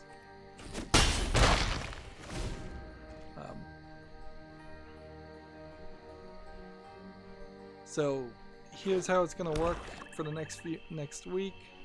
Safes that require drills will be able to be opened without drills. The ability to purchase drills will be removed. Any existing drills held by players will be converted into a corresponding safe. For example, a Dallas safe drill will turn into a Dallas safe. Existing stocks of safes, many of which are currently unattainable except through the Steam Marketplace, will be added to the game's loot rotation at a low percentage. The ability to sell specific skins and items on the Steam marketplace will remain. The fact that any of this has to be discussed is a black mark, in my opinion, against the actual gameplay that exists in Payday 2. Because, yeah, I would definitely expect games to not have these kind of microtransactions. Oh, I wanted to attack with that one too. Oh well. That sucks.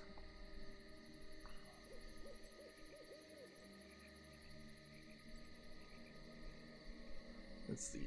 TechRaptor has another article here. Activision has subpoenaed Reddit to identify the Call of Duty Warzone leaker, which this never works well, certainly.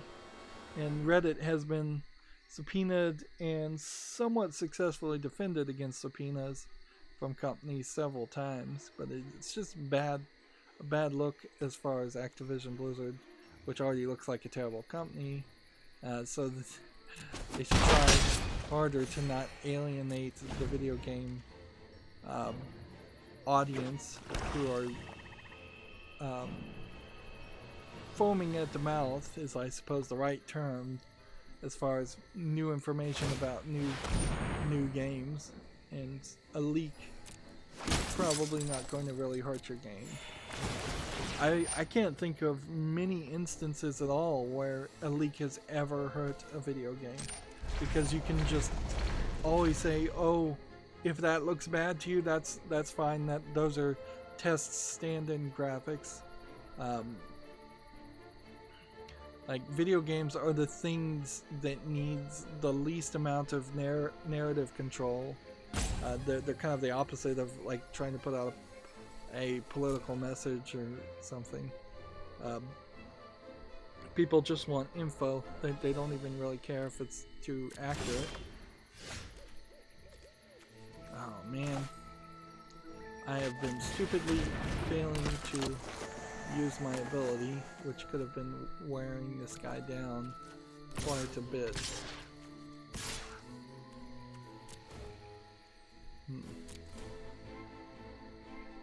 So I need to start using that. TechRaptor has the same article about the Red Candle games being added to a Harvard library. They go into it a little bit more in detail.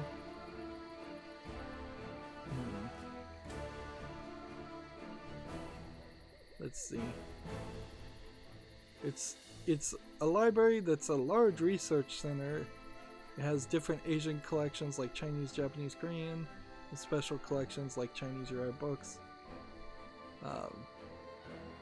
This edition indicates that the library considers East Asian video games as a legitimate art form, artifact worth preserving. Like other media, which is something you really shouldn't have to make an argument for, but something that I guess still worth mentioning. Staying in the Asian region, TechRaptor has an article. Chinese gaming and esports industries will get help from the Beijing government. The entire industry is getting help, not just a single company. This is probably to counter the coronavirus. In a lot of ways, it is just direct currency manipulation, which is not different from what China always does. Is they manipulate their currency, they manipulate their economies and their industries. So the entire government's picking winners and losers and then pretending like they're a capitalist country when really they're pretty much a communist country, just hiding in disguise. And I do mean communist in my understanding of it, because it is definitely from the attitude that the government owns everything, not the people owning everything or getting a fair share.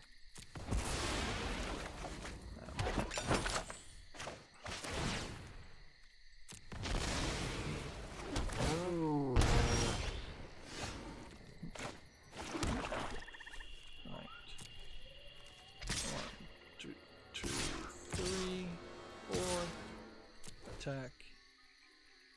And we'll see what he decides to do. And he's gonna have to kind of start blocking things, or he's gonna lose either way.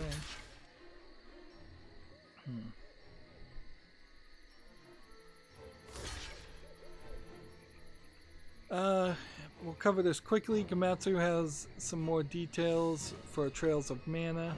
They're trickling out bits of details as the next Mana game that actually doesn't look that very visually interesting. Even if this is coming out on the Switch, its visuals are pretty bad. So, yeah, even if it's coming out on a cell phone, the visuals are kind of bad.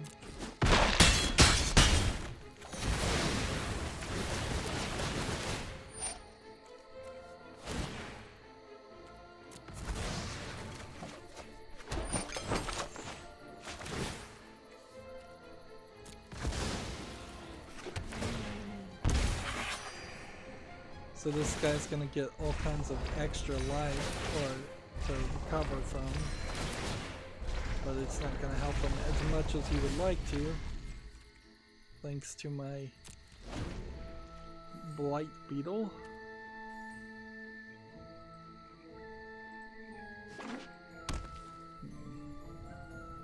Let's see. Gamasutra has an article here. Google wants to bring HTML5 titles to low-end developers with low-end devices with game snacks, which the idea of Google doing yet another project that they're going to support very poorly and then abandon very quickly is not intriguing to me.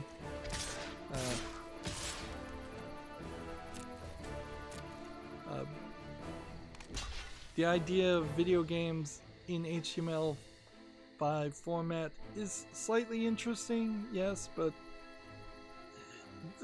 it's more something I would like to see itch.io embrace, or just indie developers embrace in general.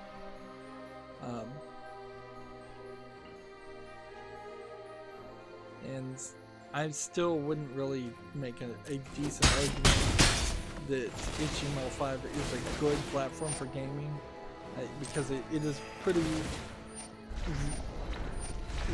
heavy as far as your CPU usage and what browser you're using, so you're not going to get a very responsive experience. And let's be honest, half of the games on Android already are very simplistic, very simple games. Could be HTML5 games if they wanted to be, but I don't think separating those types of games out would stop people from putting low-effort games on the Android storefront. The only thing that would stop that is some actual curation and user review sorting. To me now. And yeah, I just don't really see a market there. Gamasutra has the same article. Crytek's lawsuit against Star Citizen ends in the settlement. Let's see.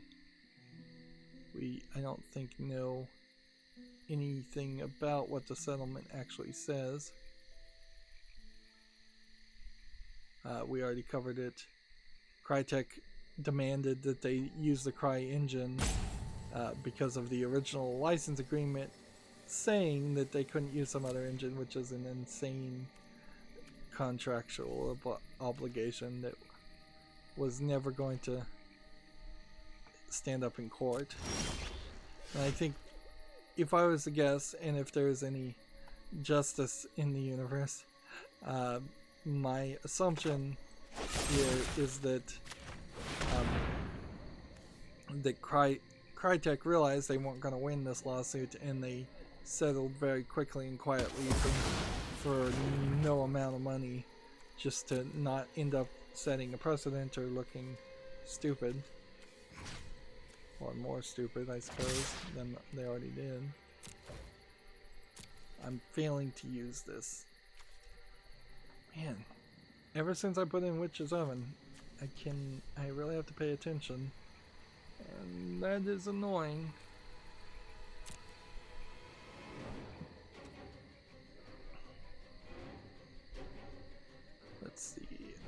we have a review here for a game called Seal Team Flicks, which seems like it's a board game, so it doesn't have anything to do with video games. I wish TechCrafter would label these articles that cover board games better.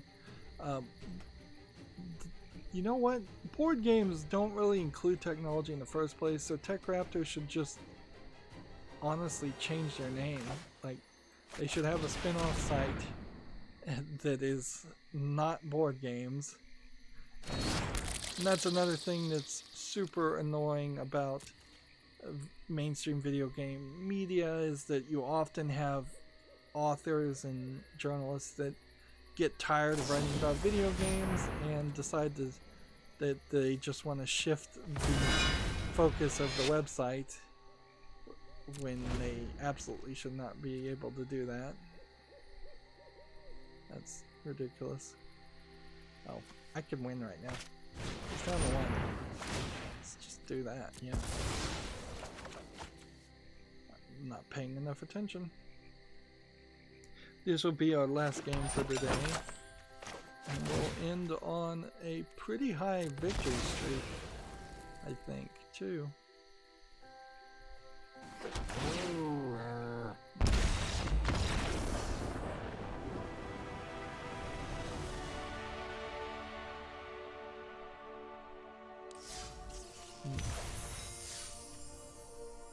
I do hope this mask is intimidating enough. So, yeah, there's a planeswalker. Yeah, I guess I kind of forgot that you could get cards after the top 10. So there is this reason that you still want to play 15 victories every day if you can. We are at level 53, level 70, level 80, level 90. Like, I think we'll make it to level 90. I'm still thinking that. Like, I don't think I'm way far behind. Let's cover these last bits of news, and then there'll just be a ton of games, and maybe I'll even curate some of the games. We don't need to cover every slide puzzle and hidden object game that comes out. We have a Gamatsu article here. The roguelike game Rogue Lords has been announced for the PS4, Xbox One, Switch, and PC. Set in the 17th century New England, where mortals and diabolical entities walk side by side. Seems like all we have is this one screenshot so far, but might be interesting depending on what kind of gameplay style it has, which is interesting. Jackbox Party Pack 7 is coming later this year, according to Destructoid. So, no big surprise there that they're continuing to make more Jackbox Party Packs. Every time that happens, though, it is a little disappointing that they aren't really making a new You Don't Know Jack game that's separate. But, honestly, the Jackbox Party Pack, if they ever made a single player equivalent of that, would be a better way to play a game like You Don't Know Jack, because You Don't Know Jack is just the quiz part of that, and there's not a lot of variety there, whereas you get 4, maybe 5 games in the Jackbox Party Pack to do slightly different games, but they're almost none of them are single playable, or barely single playable if they are. Microsoft has a senior product marketing manager for Xbox games they're hiring for. They're still looking for somebody there, very possibly to market to other regions than the United States and the West. Like, they're going to try really hard, I think, to grow a major presence this time in Japan. And I guess if they don't try really hard, then that might be an indication that the Xbox Series X is not going to succeed as well as it might be able to. TechRaptor has an article here. There's a rumor that the Overwatch Mardi Gras event may be coming next week, or a Overwatch Mardi Gras event. What does this little king card have to do with anything? I guess these were Twitch drops. So yeah, I can believe that. Although that does go back to the previous story about, is Overwatch worth watching and worth playing?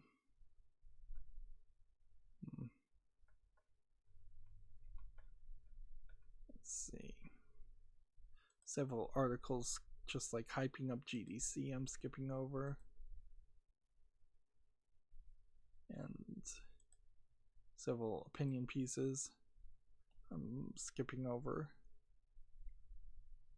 So Gamma Sutra has a listing here. Get a job, Double Fine, Insomniac, and more are hiring. So you could be an audio designer in Insomniac in Burbank, California, an art director in Hinterland Studios in Vancouver, BC, a gameplay programmer at Double Fine for San Francisco, California, a gameplay programmer for Sucker Punch in Bellevue, Washington, and a senior software engineer for Vicarious Visions in Albany, New York. All of these jobs, I believe, pretty similar, but I guess this was published February 21st, so we may just be covering the same article twice. It's not a big surprise that people would be hiring jobs at the beginning of the year.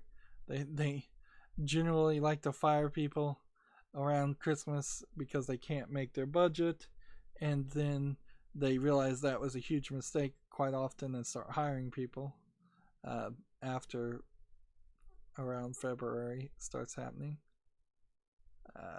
On the Humble Bundle right now, and let's see, there is a VR bundle as far as a games bundle, and the Train Simulator 2020 bundle is about to end, and the digital tabletop bundle is going to end in 7 days. So the VR bundle is for $1 you get Cosmic Trip and Smashbox Arena, something I've never heard of. If you pay more than the average, which is $14.28. Important to point out here, the average usually on a Humble Bundle is between $5 and $7. $7 is particularly expensive, and yet you pay such a premium for VR games that this is almost a 15.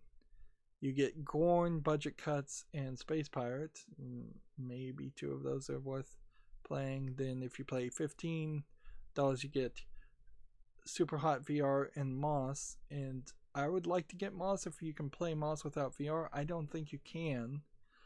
You're getting a pretty decent deal of at least 50% off, though, by that bundle if you were going to buy both of those. And let's be honest, if you're into playing games on VR, you're probably desperate for games, so getting even 50% off might be the best.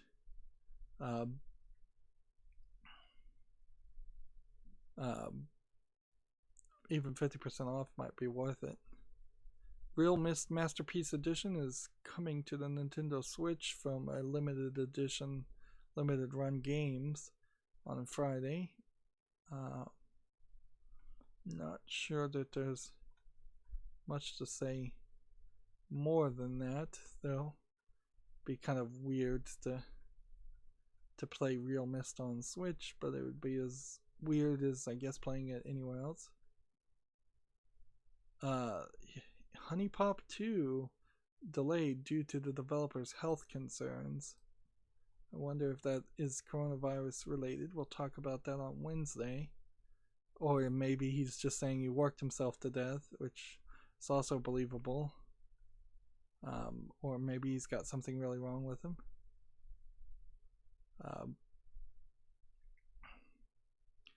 Animal Crossing New Horizons Passport Maker apparently exists as a thing.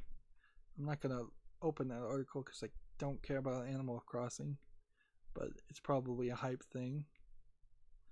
First Overwatch experimental card would debut triple damage roll queues, according to TechRaptor. Again, I don't care about Overwatch, so I'm not going to open that article. See if there's any important bits of news.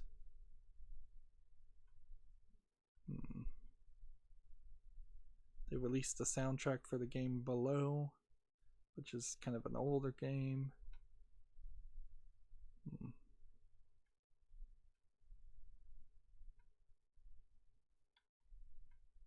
Let's see.